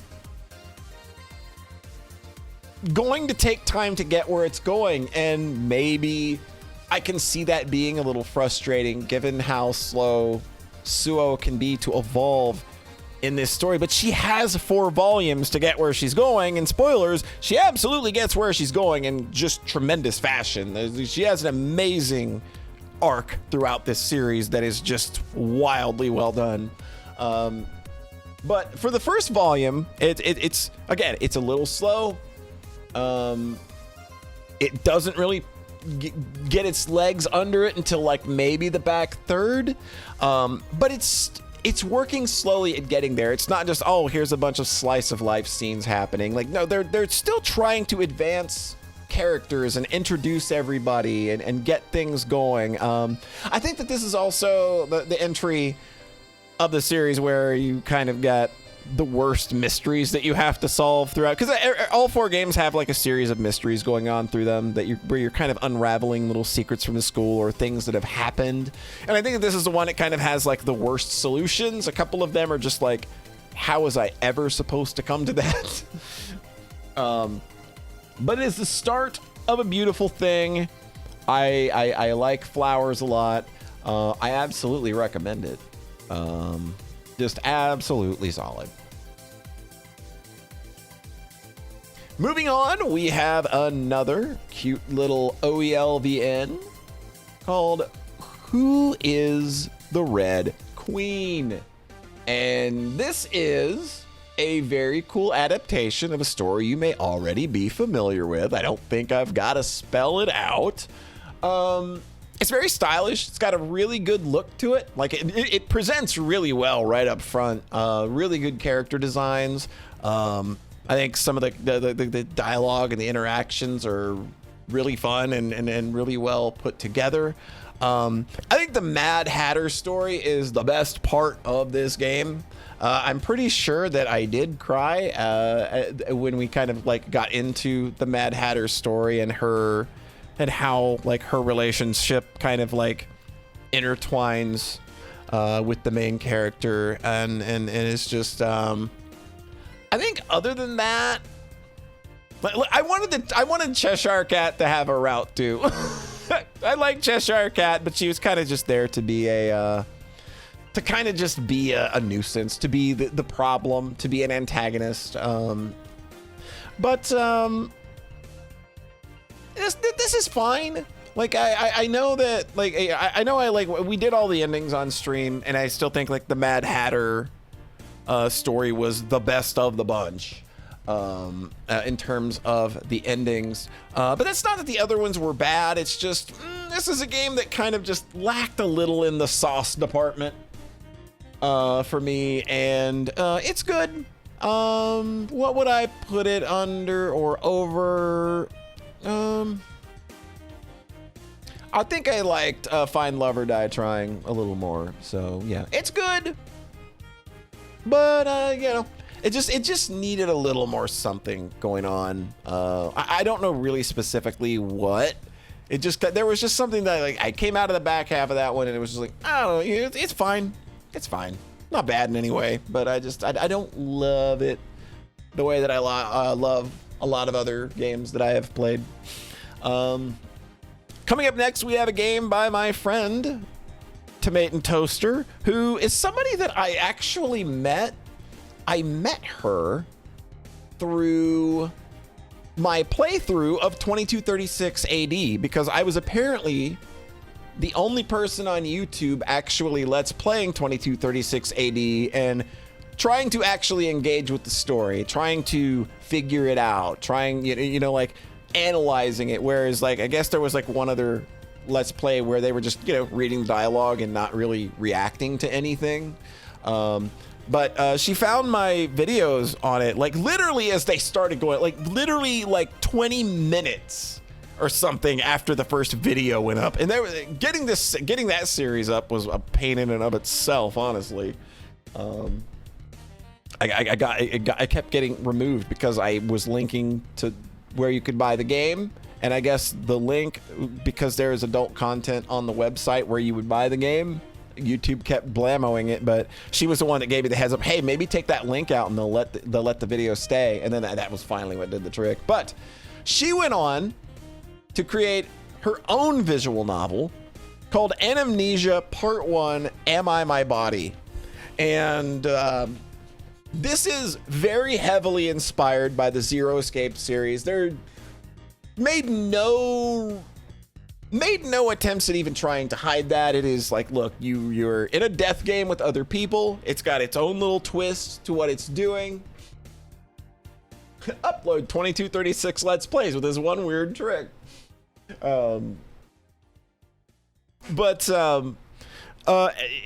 Anamnesia is just very cool. Like, it's got the art style is very cool. I love I love the art, especially the character designs and stuff for this game. It's very like not standard what you typically see in games like this, I think, and it all kind of mixes together with the environments really well. The music is really good, and part 1, Am I My Body, does a really good job at really kind of trying to dissect its characters, namely its protagonist. Wow, there's a lot going on in that head. And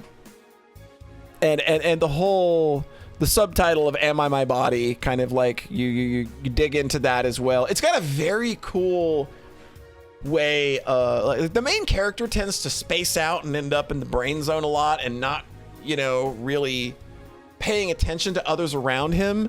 And while his narration's going on, other characters are still interacting in the background, but you don't see that interaction unless you scroll up back through the log to read what they were saying while the main character was in his head. And that plays into how you get the different endings in the game. Is like, did you catch this part of this conversation, or were you too stuck in the brain zone to figure it out? And that was such a cool and novel idea, and it's justified in game as well. They explain how this is a thing that happens, and like why you can just go back up and read the log later. Like, it's a cool little sci-fi thing. But ultimately, I think that for someone's first visual novel, this does not feel like someone's first visual novel. And I said this about a visual novel that our good pal Rune released earlier this year. Was it early this year or late last year? I can't remember. Time is weird. You'll have to forgive me. But it does not feel like somebody's first visual novel at all. The quality's there. The writing's there. There is a strong voice to all of these characters. It's just I can't call it a complete package because it's not finished. It's part one, and you do get an ending here. But I do know that Toasty is working on part two and has been for a while, so it is coming, and I'm very excited for that. I do believe Anamnesia Part 1 is free on itch as well as Steam. I can't remember if this was a paid release or a pay what you want release. I think I would remember something like that. But this is a very cool thing. Like, to be able to kind of just like, to be able to take that big dream of, I want to make my big visual novel, and then to just go out and freaking do it, and it come out as good as it did. I like Anamnesia Part 1, Am I My Body, a lot. Where am I going to put it? I think I will put it, since it's a little more my jam in terms of like the like the psychoanalyzing characters and stuff. I'm gonna put it just a notch above Corpse Factory in my recommendations. Yeah, only part 1 is out right now. I do believe that she is going to start charging for part 2 and beyond, which is becoming a pretty common practice. Like, that is a thing that's happening a lot. We'll see one of those happening very soon. We're gonna move on now to the second volume of the Flowers series, Le Volume Z.A.T.O, which is the volume of summer, whose protagonist I was happy to see was my favorite character from the first volume, Erika Yaigaki.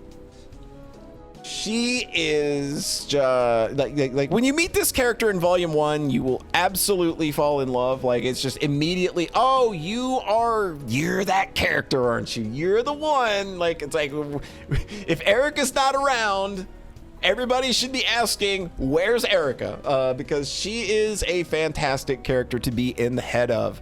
Volume 2 is what I would consider the true romance story of the series. So you've got the fish out of water story, and now we're moving on to what I consider the actual first romance. I think this is the most romance story of romance stories that happen in this series. It is two people who are very similar in ways that they clash off of one another, and it's just like, how do we resolve that? Like, and the way they pull that together is astonishing. I think that the way that Chidori and Erika's relationship grows over the course of this game is a very slow burn, but it is a believable one with a lot of bumps in the road of two people needing to just get over themselves a little bit, needing to stop isolating themselves so much and letting a little bit of color into their world.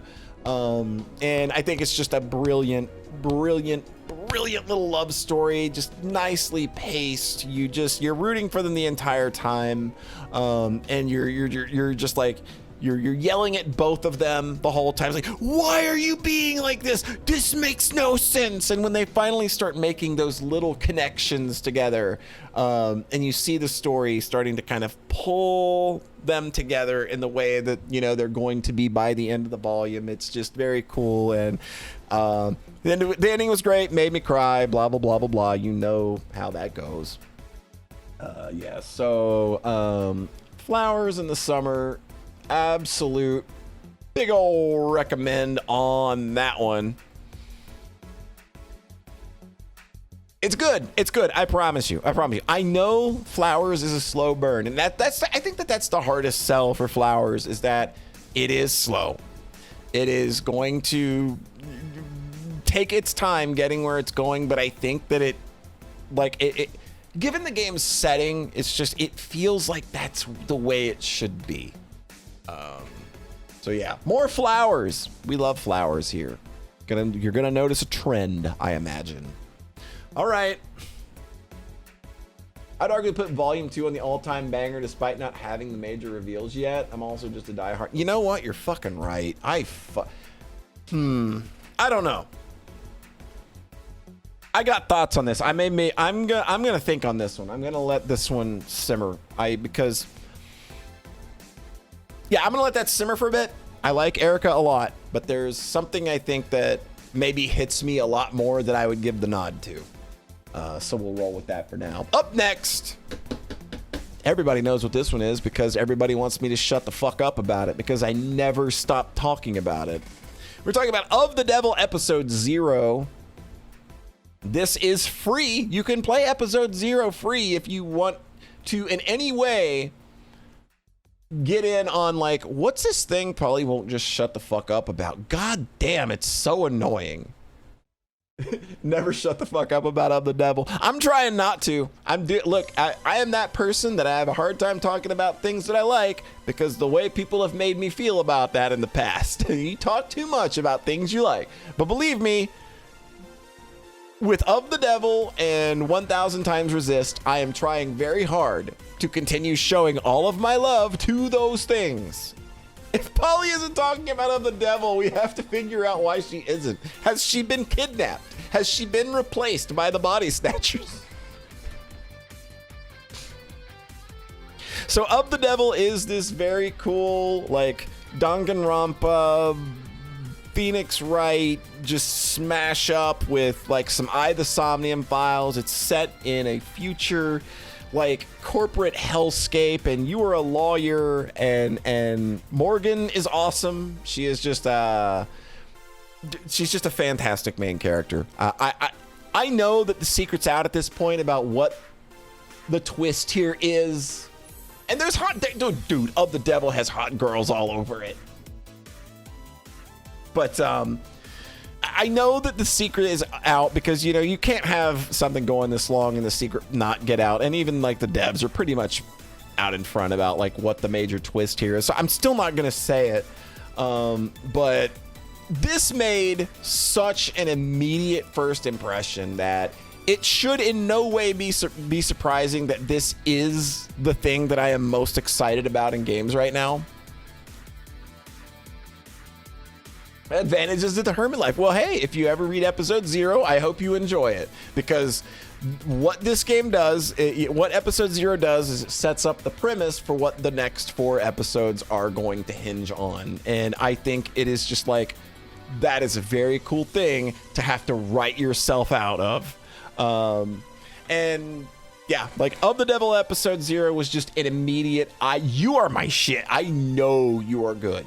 I am going to abstain for now from putting Of the Devil into the all-time banger category because, 1, it is not finished, and 2, it's not had the tenure yet. I think there's maybe with 2236 AD being the exception, and maybe the Somnium Files. No, that's had 6 years, but these have had time to make their mark and stay printed on me. And I know that Of the Devil is going to do that, and I have every confidence in the world that Of the Devil is going to absolutely be an all-time banger. But this little hour-and-a-half demo was enough to like have me excited for like no dude, feed it to me now, give it to me. So episode 0 is absolutely going into the easy rec, and I think I'm going to put it above Flowers Volume 1. I think that's a comfy place for that to go.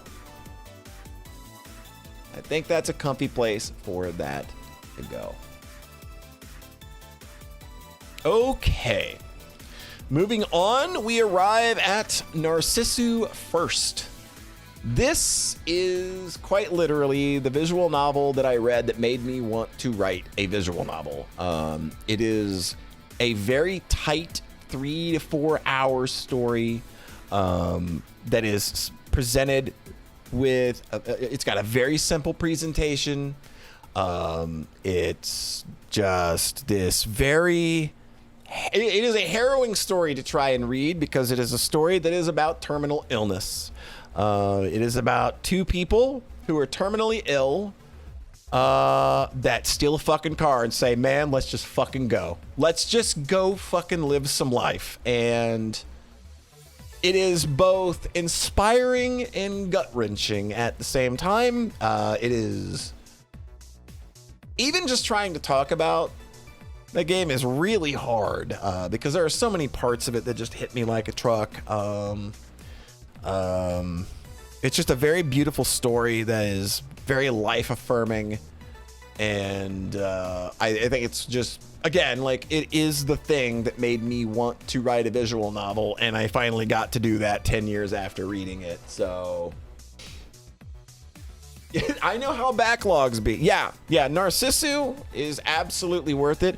Narcissu First and Second are free as well on Steam. Narcissu First has 2 translations. I believe I would go with, I can't check the Let's Play I did and go with that translation. Narcissu Second only has 1 translation, so that's out there. I could have done a little more putting this together and being able to recommend the right thing, but just go check out my Let's Play series on it and see which one that I chose. But yeah, beautiful, life-affirming story that just really, it just, I just get the chills. It's an all-timer. It absolutely is. Man, it did have it has an impact here. Again, this is a thing that inspired me to want to go do my own thing. And I think for that reason, I have to put it up here with Higurashi. I've got to put that there. I think that's the choice I have to make in this situation. Much as I love the ones that come after it, I think that Narcissu has to go there. And we're back now with our good pal Z.A.T.O, who released another. You know, I'm starting to wonder if Z.A.T is somebody that has a favorite Toho character, because this is Sakuya Izayoi sleeping with Sakuya Izayoi, and it's literally that. You know, you're gonna take a little nap with Sakuya, and you're gonna, talk a little bit, and then, go to sleep, and, get a little kiss at the end. It's cute. It's more Z.A.T. It's I don't know what to tell you. Again, my favorite part about playing these games is playing them with Beepner, and I just love doing that. So this is obviously going up into the good category. I think I'm going to put this 1 notch above. I like that Christmas ending so much. I think I'm going to put that 1 notch below Christmas. Her voice is the best part too. She's voiced over in this one. It's so very cute. I love it a lot. Love it a lot. All right. Grab a quick drink here. H2O. Man, we're really burning through these, huh? It's wild seeing this list be populated. Yeah, I believe the actress was Swedish. Because her accent, I do believe, sounds a bit like Ghosties. Good be Eastern European. Yeah. Yeah. No. All right. Coming up next, we have Narcissu Second. This is the second game of the Narcissu series. It is dealing with the same themes. It stars a different main character who is an adult that is living a very full life and ends up having the things in life that she loved taken away from her due to becoming terminally ill. And she's very much into fixing cars, and there's this car that she's been working on this whole time that she wants to take out and drive, and it's rough. And then there's this whole other story with a little girl who is also terminally ill, and this game fucking broke me. My God, there's a scene near the end where the main character and this little girl are contemplating God, and oh God, I can't talk about it. I can't. I'll just sit here and fucking bawl. But this in line with the first. I read Narcissu Second for the first time when I did the Let's Play. I'd never read Narcissu Second because I didn't know if my heart could take more of that. And spoilers, it couldn't. Just absolutely gut-wrenching story. I love it. I love it to pieces. Again, it's just another story that's very life-affirming, and it's going to make you cry a lot. Yeah, it's good. I don't think I can call it an all-timer, because I think I still like Narcissu First a bit more, but I am gonna put it in the recommendations. I'm gonna go with my heart here. I like things that are gonna punch me in the face, maybe a little more than things that make me laugh, I guess, but we're gonna go there. We're gonna put Narcissu Second as an awesome, easy recommend. Glad to see you all again, but I am fighting sleep at this point. Please, Polly. Yep, yeah, there you go. Polly ASMR. I'm just so relaxing. Have a nice night. Hope you sleep well. Okay. Moving on. We arrive at the first entry on my list from our dear pal, the Onion, Cupid himself, Lily's Day Off. This is the first Lily Pad Lily game. It is about a super mega famous idol, and you end up being you I don't want to spoil it, but there's a very fun twist that this game has that I did not see coming that took it from good to, oh no, go play this. It's fucking unhinged. It's amazing. This is a game, it's a short comedy visual novel that's got like 16 endings. It's very quick to play through. It's kind of become Cupid's style with these games, but it's funny. You end up in all of these absurd situations with this idol that's she is quite the character, to say the least. And then where the story ends up by the end, I was not expecting. It also has the best title drop ever, the best name drop ever. It's a master. I love it. And I know I said this in the Game of the Year podcast when one of Cupid's other games showed up last year, is that a thing that I will always admire is people being able to like be genuinely funny. And like Cupid's just got an incredible sense of humor that's not reliant on references. It's not reliant on like the typical things I think that you find in a lot of video game humor. Not trying to dog anything here, but I just think that he's very good at coming up with funny situations and writing very funny dialogue, and it just tickles me every time. Lily's Day Off is really, really, really, really good. It's super duper easy recommend. Where do we put it?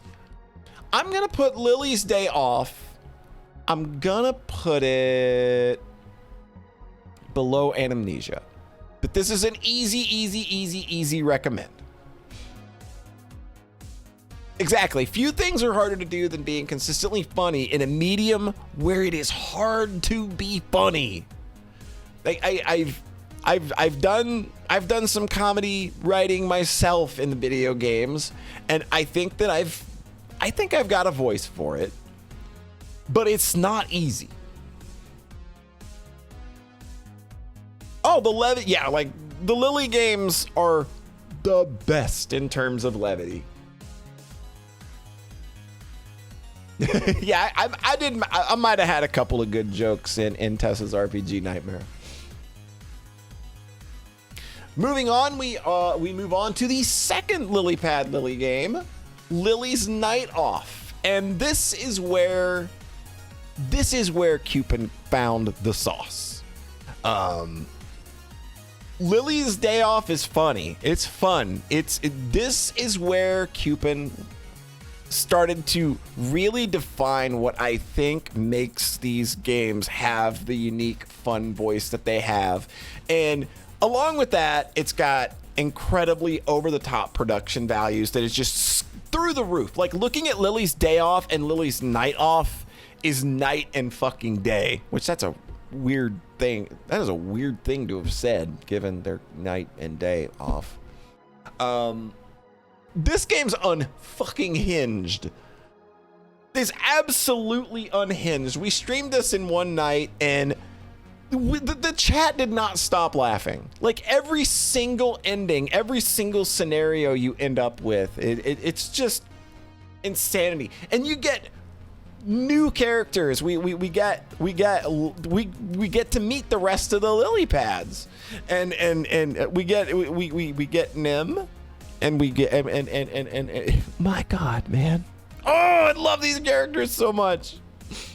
We get Nim, we get Vicky, who is my potato wife forever, by the way. And again, it's the same thing with this is literally Lily's Day Off. It's just it's punched up 300%.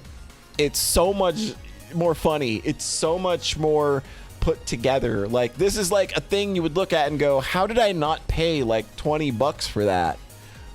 It's just that well put together.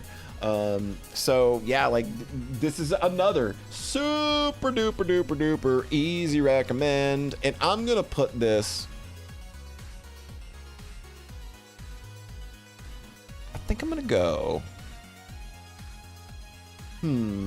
let's see. So yeah, okay, I'm gonna put it one notch above Butterfly Soup 1. I think that's where it feels comfy. Coming up, we've got another entry from Nth Circle. This is one of their releases that they made prior to the release of the Devil. Yeah, there's a lot of beloved stuff in here. There's like not a lot ending up in disappointing. I guess I just got good taste or good luck. It's probably a combination of the two. But we have Model Employee from Nth Circle, who, as I mentioned, are currently working on Of the Devil. And this is a short little kind of a horror story about a capitalist nightmare and living in having to live at a corporation. It's literally like capitalism horror, corporate horror. It's just, you live here, this is what you do, this is your everyday, and you see how this affects everyone around you. And it's got a great main character who is with you at all times, and she's just like constantly at you, just like, the thing that you will come to understand from Nth Circle games is that their dialogue, the dialogue in their games is almost second to none. I think the dialogue writing is just so almost impossibly good.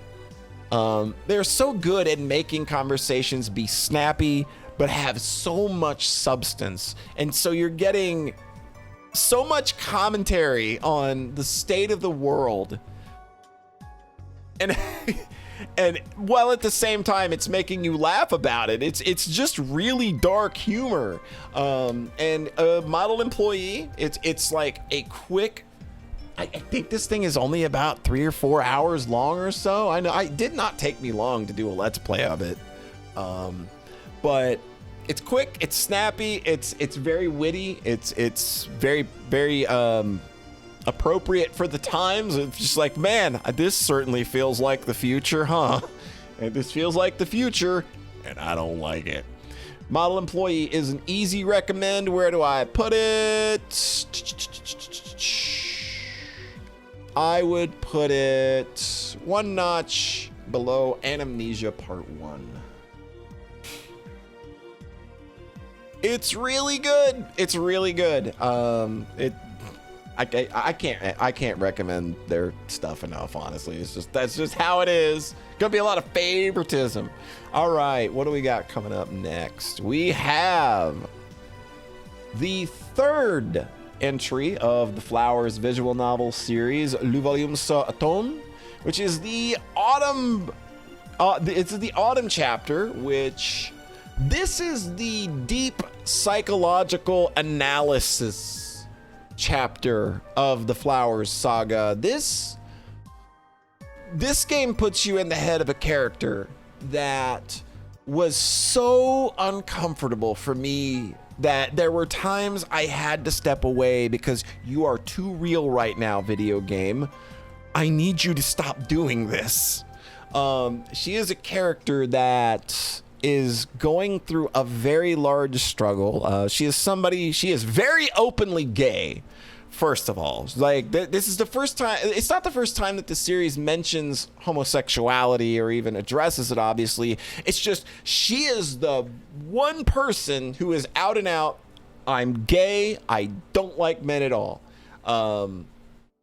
And the person that she is in love with is a devout Christian.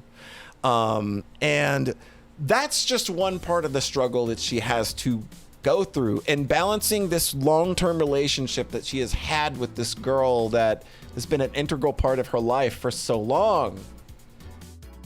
And she has to walk that fine line of being a friend, but like the feelings that she has for her friend are eating her alive. She's drowning in them so hard. On top of the fact that she is the type of character that everyone just kind of sees her as this one type of person, when deep down there is another side to her that she never shows, and it's never nurtured. And it is a tale of someone who is unintentionally being torn apart by all of these microaggressions. That it is a hard, like I said, it's a hard read, and it's Yuzuriha is not a trans person, but a lot of the things that she is going through is very analogous to the trans experience, and it makes for some really hard reading. But she is a character that I love so much. She is just, man, there's so much going on with her, and her inner narration, just the way that she narrates, the way that things hit her, and the way that she just feels like she has to quietly accept it because that's the way others view her. And, you know, it's gut-wrenching at times, just hearing the way that she speaks about herself, or the way that she feels that she has to, the mask that she has to wear is just so much. It is my favorite volume of the Flowers series. I'm confident that the rest of the series will make this jump, but I am also confident in saying that I really, really, really fucking love Yuzuriha's story a lot, and I'm comfortable giving the third volume an all-time banger nod right now.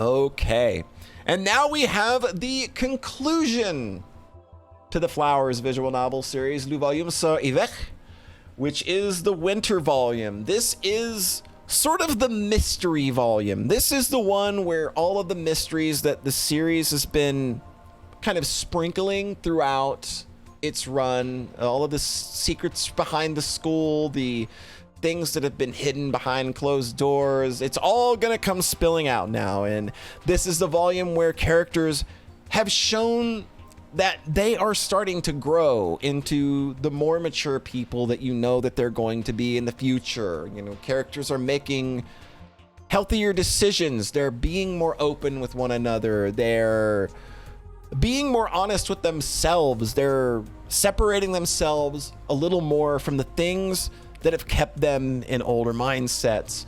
And I think that that is the best part of the final volume. I think that the overall mystery itself is a little undercooked with regards to all this stuff in the school. There are parts of it that I think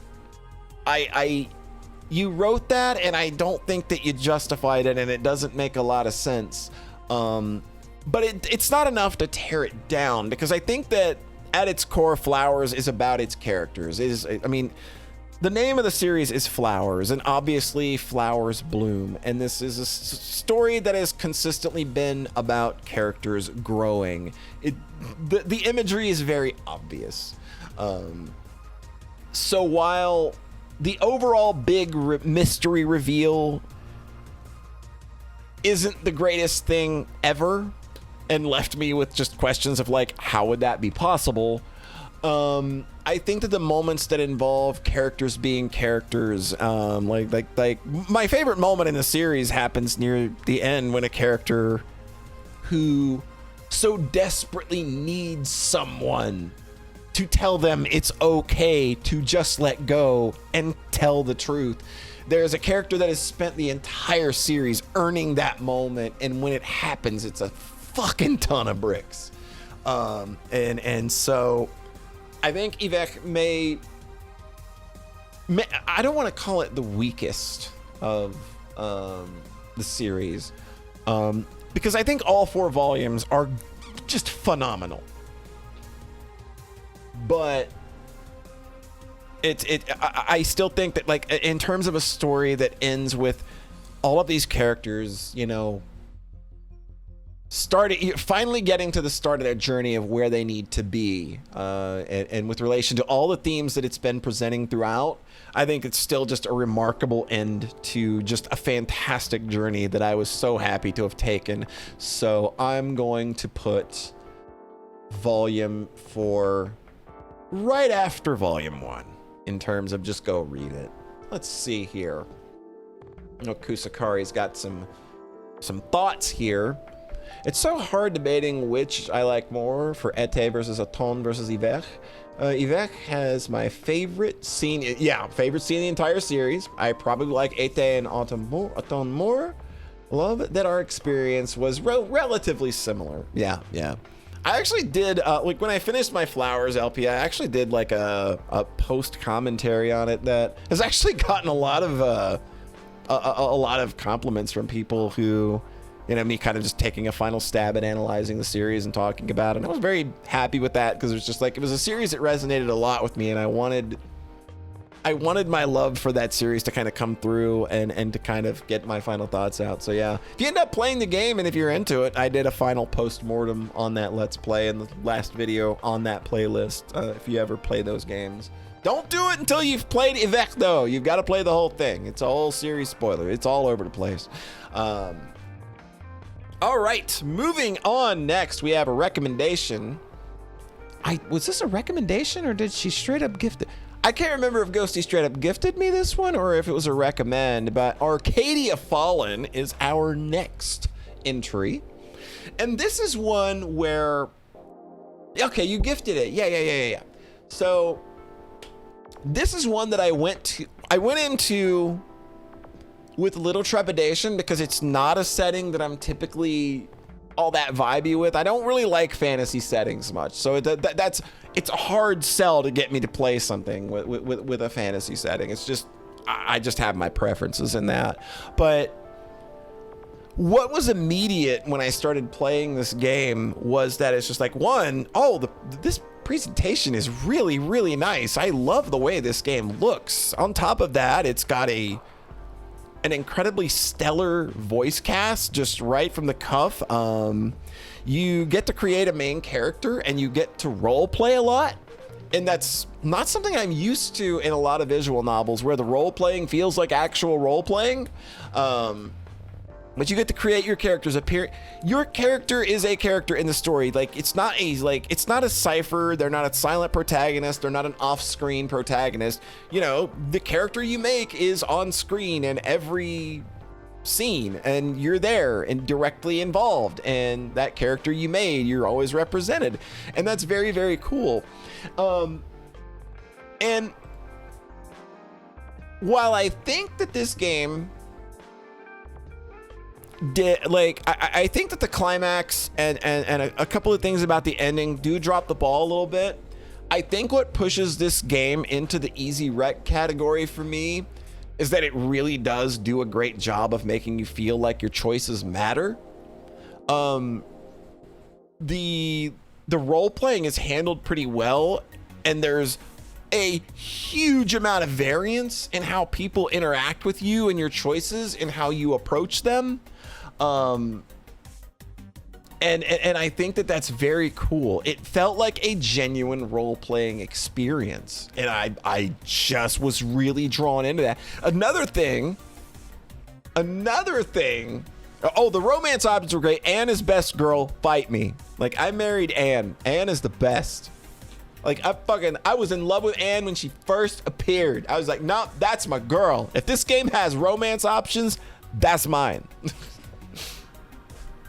She is so good. I have a little pin of her. I got a little like enamel pin thing of Anne. So yeah, I like Anne a lot. Another thing about this game that you would not expect from me is that I didn't think that this would happen, but I really got into the puzzle element of this game because it's got alchemy mini game where the whole point is like you brew potions, like you're an alchemist. That's your role in the story. And at various points you have to brew certain potions to advance the story, but there's like a whole book of alchemy that you could do that like unlocks a whole new, it unlocks the backstory for an entire other character. And you just spin these wheels, you put ingredients in, you spin wheels, you match symbols up, and it's a very simple thing. But I got so into the puzzle aspect that I literally made like the best version of every potion. Like I 100%ed all of the potion book. And like, if you know me, that is very not me. But I just liked playing around with it so much. And like another thing I'll give it credit for is being very, very smart about its scope. It's not a game that's trying to have worldwide implications. Everything kind of takes place in this one small area, but they managed to tell a very big story in this area, and that was really, really cool. As somebody who always advocates for scaling down, I think that this game is remarkably scoped, and it's very well paced. Like it never really wastes a scene. The characters are fun. I liked interacting with all of them. It's a game that I could go play again because there's so much variance in how people react to you or what bits of backstory you'll get if you choose to get closer to someone else, for instance. So for the level of role playing, the writing is really fun. The voice acting is really, really good. Like this has got an incredible voice cast. Arcadia Fallen is an easy recommendation. Like if you like what you see on that game's Steam page, or I think it's on itch as well. If you like what you see, absolutely go and give that a go. Where am I putting Arcadia Fallen? Man, we got some, this thing's battling.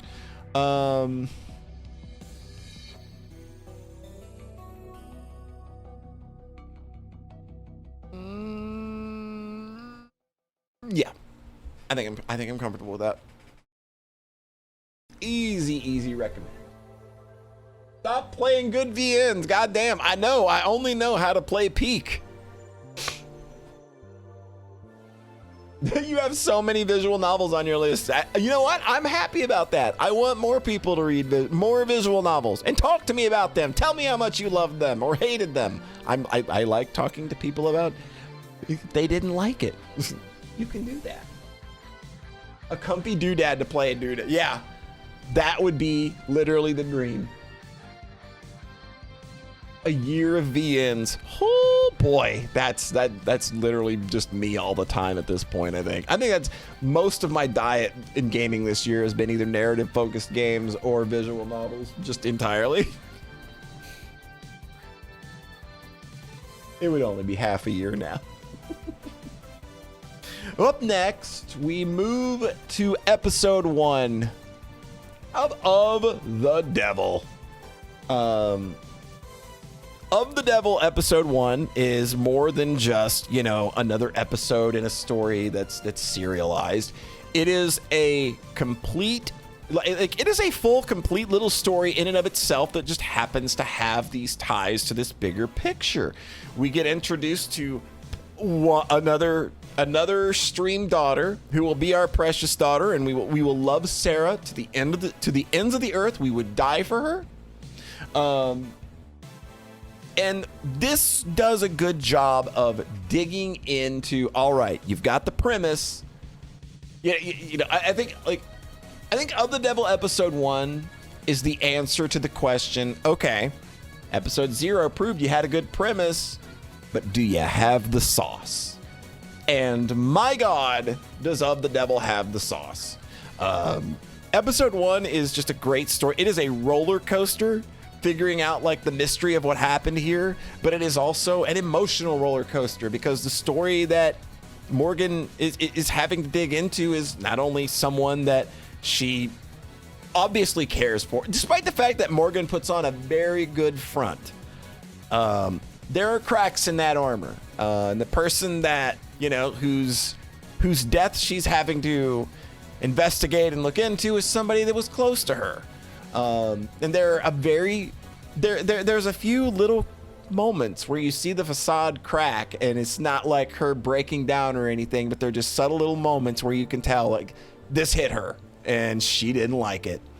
But her interactions with Sarah and introducing that character as well, just my God, it's episode 1 is almost a complete package, despite the fact that this is a serialized release. But episode 1 is just, it's still a good, complete thing on its own. Yeah, the way they thread so many needles. This, again, once you know this game's premise, watch them dance this delicate dance. Watch them thread this needle. How are they doing this? And episode 1 absolutely is killing it in that regard. Very easy. Oh man, Erica, I'm sorry. Like I said, going absolute recommend right now. On Of the Devil. Just very, very, very easy. Yeah, it is a dance with the devil, a very delicate dance with the devil. Okay, moving on, we have MalViolence, which this is a short little, I believe this was a jam game.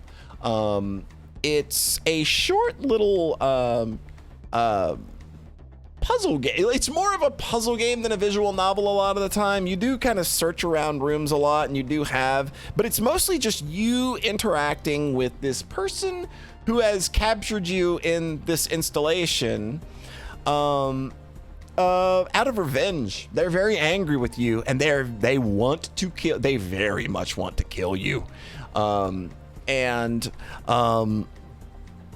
It definitely has the feeling of more of this is very much the beginning of something. It's as a whole story, I don't think there's a lot of meat on the bone. I think that most of it comes from when solving the last couple of puzzle rooms that you're in. That's when you kind of start getting the real juicy bits on what's going on with with Caution, who is the character that has kind of captured you in this little area, and then the ending, like I can't remember. I think there are 3 or 4 endings, and like one of the endings is very clearly like this is where the story is going to jump off from. I think MalViolence is pretty cool. The puzzles are really crazy because they have like 3 different difficulties of puzzles, and I did them on normal, and my brain kind of started to hurt. And then I looked at some of the hard mode puzzles, and was just like, I don't know what do you want people to do? That ouch, don't do that. But I do like MalViolence. I think it's cool. I would put it in the good category. It's good. It's good for what it is. Again, it's a jam game, so it doesn't have a lot of runtime to kind of work with things. But we now move on to its prequel. ProtoViolence, which is a much meatier story and a much darker story. It is the origin story of how Caution came to be, the character who imprisoned you in MalViolence. It is this story of how they came to be, and it was a rougher read than I thought it would be. It went darker, way darker than I thought it would. Definitely kind of was pulling at the heartstrings more than a few times. It made me feel a lot of things. But it's a very very good. It's a very good prequel. This is just like, okay, you've found the sauce with this one.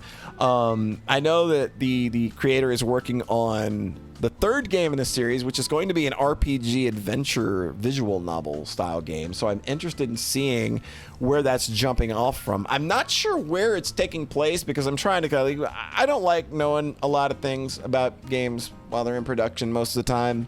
Like, I don't want to spoil. I want to go into most games that I play as blind as I can. So while that's on the way, I think that'll be out sometime this year. But ProtoViolence is just a very cool, very dark story that's doing a lot of cool things. And I would put it's absolutely a recommend. I think I would put it here at the end of the recommend pile. All right, moving on. I attempted to stream this one, and I got 2 or 3 streams in, and I kind of gave up on it. This is Hello Girl. This is another jam game. I played the definitive edition, which I thought would do more to flesh the story out, but I don't think that it did. This is a game that there's a cool idea here. I like the world. I like the characters. It's about being a communications operator in the middle of a war zone. And there's this mystery that gets introduced with the main character trying to figure out what happened to her sister. And then there's this big, like, oh, well, here's this big thing that's happening with the war now. And that never just gets addressed. And then there are these interstitial scenes that are seemingly connected to a character somehow, but again, like, nothing feels finished here. This is a game whose reputation is bewildering to me because of how unfinished it feels, just because of how, and I see a lot of people talking about it, and you know, the reviews that I tend to read are just always this weird, like, oh, cute bunny girls, oh, cute lesbian bunny girls, oh, bunny girls smoking weed, and it's just like, well, that's not a game though, that's not a story. And I feel like this is one of those things that happens where this is oh man, you just got to enjoy the vibe though, and I'm not that person. Like, no, I if you're telling me a story, tell me a story. Like, there's got to be more here. And this is just not a game that seems all that interested in telling a story. It's just kind of the vibes. So I don't think it's bad. I think that there's good stuff in it. I think it's just one of those, it ain't for me. If that's the intent here, is just, no, man, you just got to enjoy the vibes. I'm not your audience, unfortunately. So moving on, we have Return to Shironagasu Island. This was a game that came very highly recommended from lots of visual novel discords that I had been in, and I had seen it come up on Reddit a number of times. It's like, hey, it's $5. It's really awesome. And on the surface, I think this game makes an incredible first impression because the presentation is pretty solid.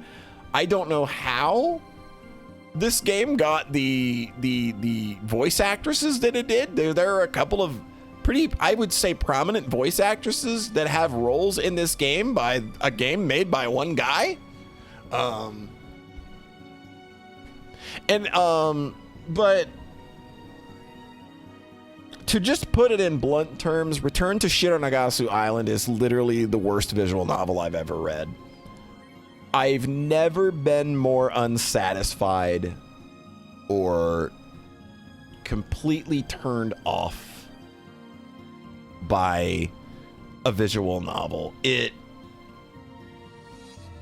There's nothing about it that feels like the person that wrote it understood how to tell a story or write characters, because we don't even know why we're a 30-year-old detective hanging around with a 30-year-old detective from America hanging around with a 15-year-old girl from Japan. We have no idea why these two characters are even together. And then all of the other characters that sort of populate the island and the mystery, they're nothing. They're just devices to get the story going to where it needs to go. And in the end, it takes a dive off into this weird, like, oh, now it's a Resident Evil story and there's a zombie and here's Nemesis. And it's like, what is happening here? How did we get here? You know, at first you're building it up like it's this island full of dark secrets, and there's this implication that there's something really dark and sus going on here, and you kind of know like what the real world implications might be here. Weird island, I don't gotta spell it out, but no, it's just like, oh, and then it just dives head first off into fucking weird Resident Evil nonsense. It tries to have a couple of character deaths mean something, but it's literally not spent the time to make these characters interact or care about one another at all. And I feel really bad about beating up on this game right now because I know that the sequel was recently announced and Steam is giving the creator a bitch of a time trying to get the demo listed. So I feel bad in that way, but I am not going to hold back from saying that, like, no, this is literally the worst visual novel I've ever read. I've never been more just nonplussed. There was never a moment in this visual novel where I felt like, oh, it's getting awesome. It's like, what are we doing? What are we doing? Why are we doing this, and why are we wasting so much time? Why are big, awful things happening, but nobody seems to actually be reacting to or acknowledging them?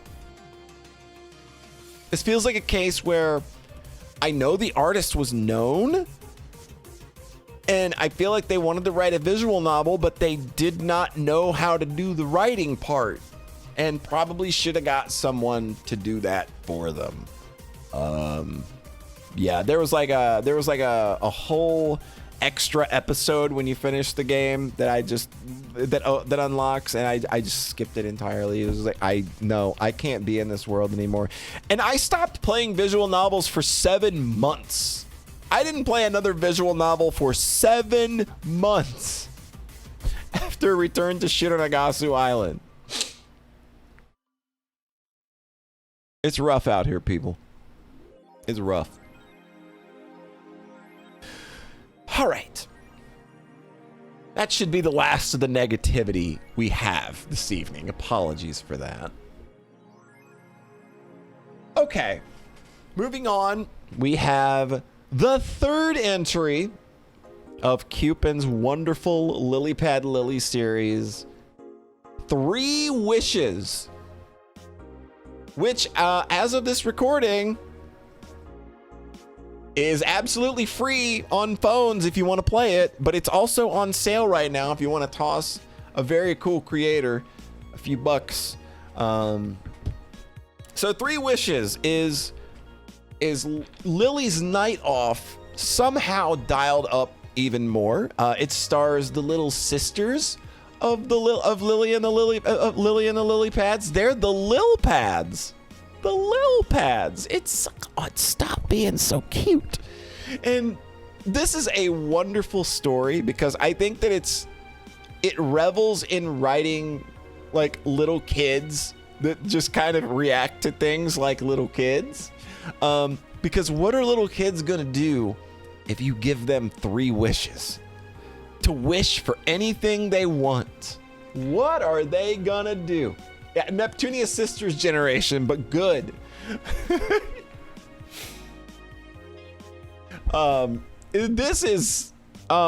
This made my game of the year list last year very easily. But what I like about this this story in particular is that while it is funny, it's unhinged, it's crazy in all the ways the previous 2 games have been. This one spends a lot more time developing the characters and kind of getting into them and understanding their insecurities and understanding like ways that they may be hurting that they're not expressing properly. And I love that the way that you accomplish getting to that goal is the head pat system. You head pat them and then they come to understand, and then they understand. And then, you know, that's the thing that I think is very cool about 3 Wishes is that it has a very nice emotional core to it, and that it has this larger overarching story with the wish granting angel that comes to a very satisfying conclusion in and of itself. It's telling a much like it has that cool bit of drama there, along with being able to still be as crazy and unhinged as the rest of the series has been. And again, I think this is just Cupin's writing and comedy just keep getting better. And I know that he is now working on Lily's week off, and I absolutely cannot wait to see where we go with that. I know he wanted to scale a little smaller on that one because this game ended up a lot bigger than I think that he intended it to be. But every second is absolutely worth it. It's fantastic. I love this game to bits. This is absolutely an easy recommend. Now, where do we put this in the recommend category? I think we're gonna go... I think I'm happy with that. I think we put that above, 1 notch above Arcadia Fallen. I think I'm okay with that. I think I'm okay with where that lands. It gets off the shits. All right, people, look, we're almost done. Just 2 more. And then you can go about your evening. Good Lord, we've been at this for almost 3 hours. Holy crap, dude. I'm a fucking tank. All right, more of the devil. Of the Devil, episode 2. Episode 2's final trial. Just, I guess if I had to explain, like, I think that it's similar to how episode 1 answers a question. I think if episode 1 answered the question of if of the Devil has the sauce, if of the Devil has the sauce, but it also answered the question of, okay, how far are you going to take this?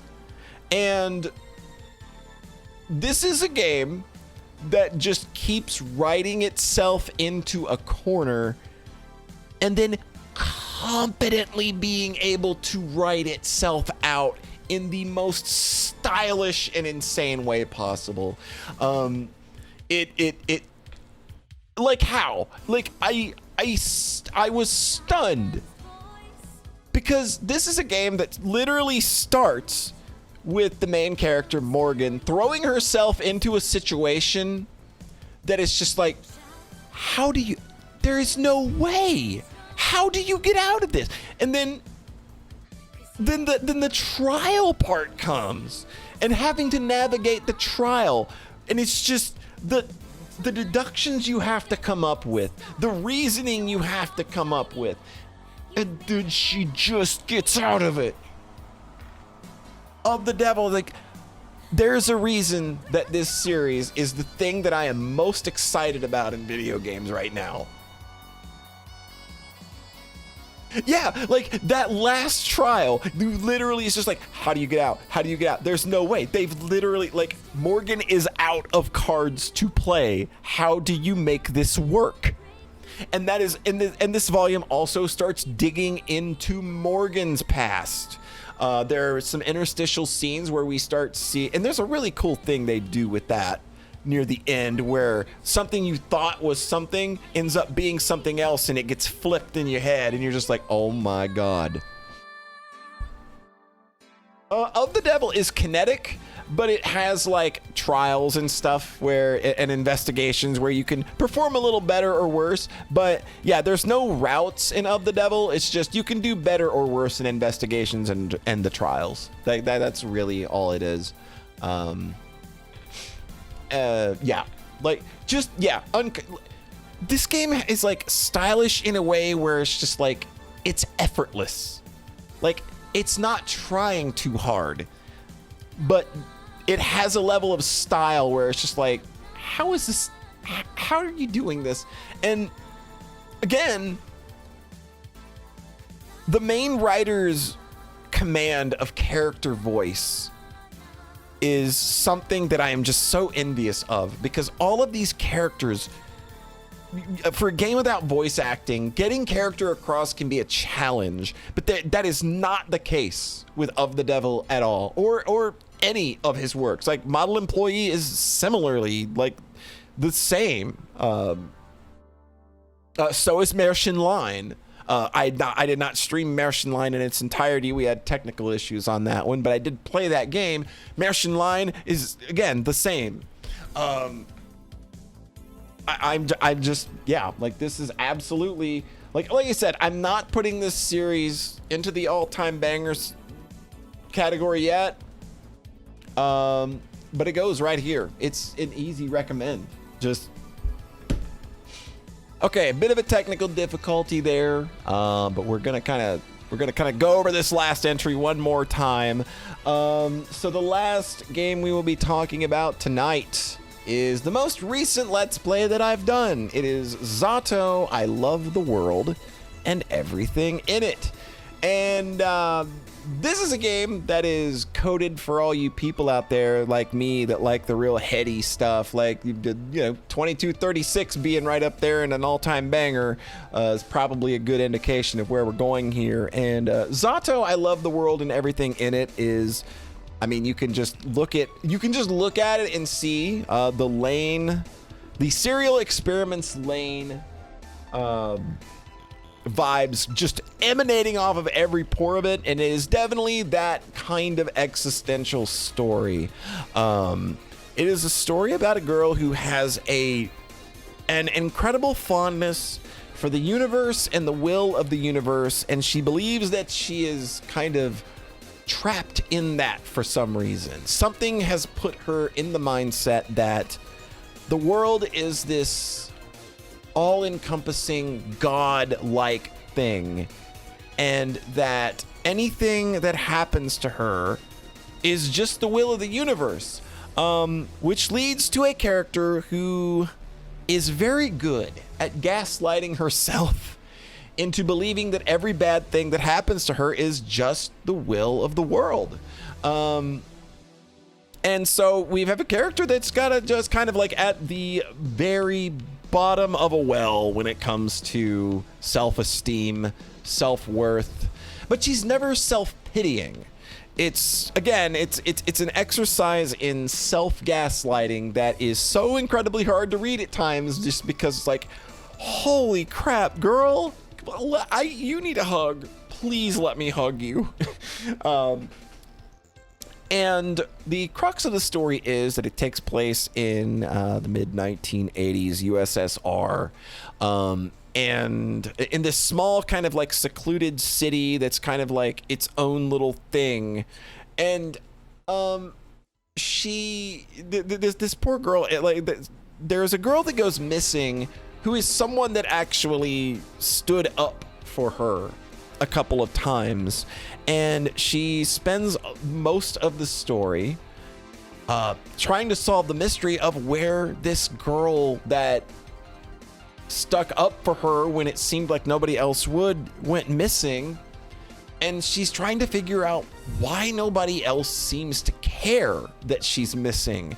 And that kind of is where everything kind of springboards off of. And then she meets with a couple of other people and starts kind of having genuine interactions with them, but can kind of never let herself feel like she could make a full connection, because at some point everybody's going to leave her anyway, because that is the will of the universe, because the person that obviously stood up for her ended up leaving. So all of these other people are going to leave her behind as well.